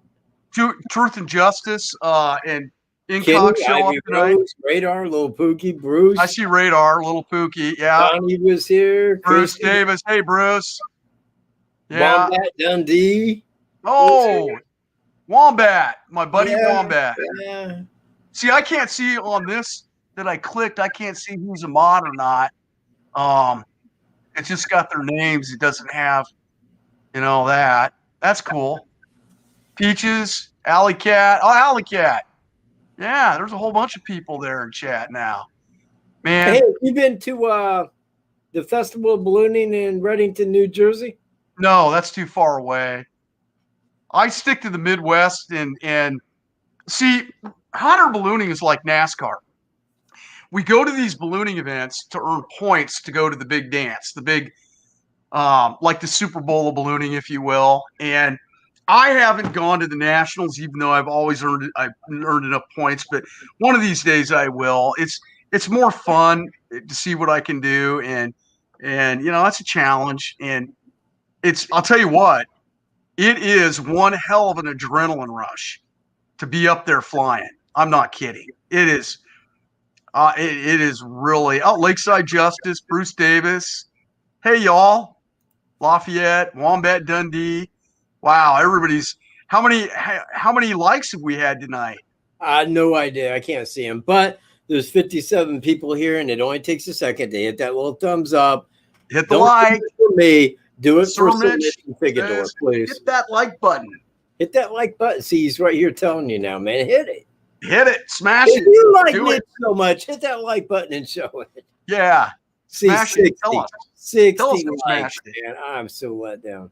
God, how many people are watching? Can you see that? 58 right now. That's not bad. That This ain't late in the bad, show? but hell, man, we've had 200 and some here before in the past. I Yeah. should have really did. You know what? I didn't share this, and I should have. That's what I forgot to do. I forgot to go on Facebook and share it and shit like that. Usually gets people here. Chris G was here a little bit ago. I see Alley Cat, Anna Morris. I see a lot of people. There's Wombat. Wombat Dundee. Good day, mate. He and I talk a lot in chat. Good people. Good Yeah. people. Yeah, You got totally. good people in here, man. You know what? That's one thing I like about going live is because I like the people that's there. And You know, most I important- know many of these people by name or face or other. You know, I know who they are. So it's Little kind of Pookie. cool when we can get together and kind of have a a video. And the most important part too, Kat, Greeno's jealous. Remember a couple of shows ago when he was talking about how jealous you've got so many good, loyal people, and yeah, Well, he does too. he does too. But he actually mentioned it. Wow, I'm jealous. I wish I could have half your mods watch my. He even said, "Hey, why you guys aren't watching my show?" Well, they normally do. If he's got a show that's like following mine, usually everybody goes over and watches this. Well, sometimes he has shows like in the middle of the day when all of us are at work. Yeah. Oh well. Wow, it's good to see everybody saying hi on here. That's cool. Yeah, I'm glad you got to see that, man. That's cool. That's cool. Oh, that's cool. Ivy Rose says, I'm going to make it up to Indiana one of these days. Good. I can't wait. I can't wait till we get as many people as possible up there, hopefully for the 5-year walk, so that That we would can be also. great. And you know what? The 5-year walk, if there is a 5-year walk, and believe me, there will be a 5-year walk. Yeah. You know, but that's going to take place probably like right around the same time as the announcement. I really do, man. I have a sincere thought that would be the perfect time to come out with the announcement would be on February 13, 2022. 5-year anniversary, perfect time. Yeah. And In have fact, that I press would conference. be standing by in days preceding because I want to hear that they're having a press conference. Because What a party that's going that to will be the announcement right there. And I could not think of a better place to do that than in Delphi, Indiana. Yep. All right, So man. if you are here, Bruce Davis. There you go. Cool, man. All right, man. I got to close it out. I got to get up early. It's been a blast. Thank you. I appreciate you being Thank on you. my show, dude. And if ever you want to be back, let me know ahead of time and I'll hook you up. All right. We'll talk here in the next couple of weeks. I'll give you a call and we'll talk. You And can't call maybe- me. I don't have a phone. Oh, that's right. Well, you're going to get one here soon. Not that quick. Email Well, me. I'll email. And I'll try to hook mine up for a Wi-Fi call and see if I can't give you a call. Okay. Well, and if you do, you got my email. So if you do get a phone, email me. You got a phone. We'll talk and we'll do this. This will be fun. I got a couple ideas of what you could do for the future for a couple shows. Okay, great. I got a couple of great ideas, All right. and you will like them. I'm sure that I will. Yeah. So, all right, man. I'm gonna sign off. Great talking. Thanks for having me on board. Hey, no Thanks problem. to man. I'm everybody glad in you was chat. here. Thanks to everybody in chat that said, "Hey, Sir Mitch." I appreciate that. We had fun. All right. All right. Take care, man. I'm gonna sign out. All right, man. You want to say peace? Peace. All right, man. Thanks, everybody. Thanks for all viewers, man. Thank you guys very much for being here on this Tuesday. By next Tuesday, I should have the timestamp video out and ready. I'd like to thank all mods, all people that were here, man. I want y'all to have a fantastic week, and I will see you next Tuesday. Peace, everybody.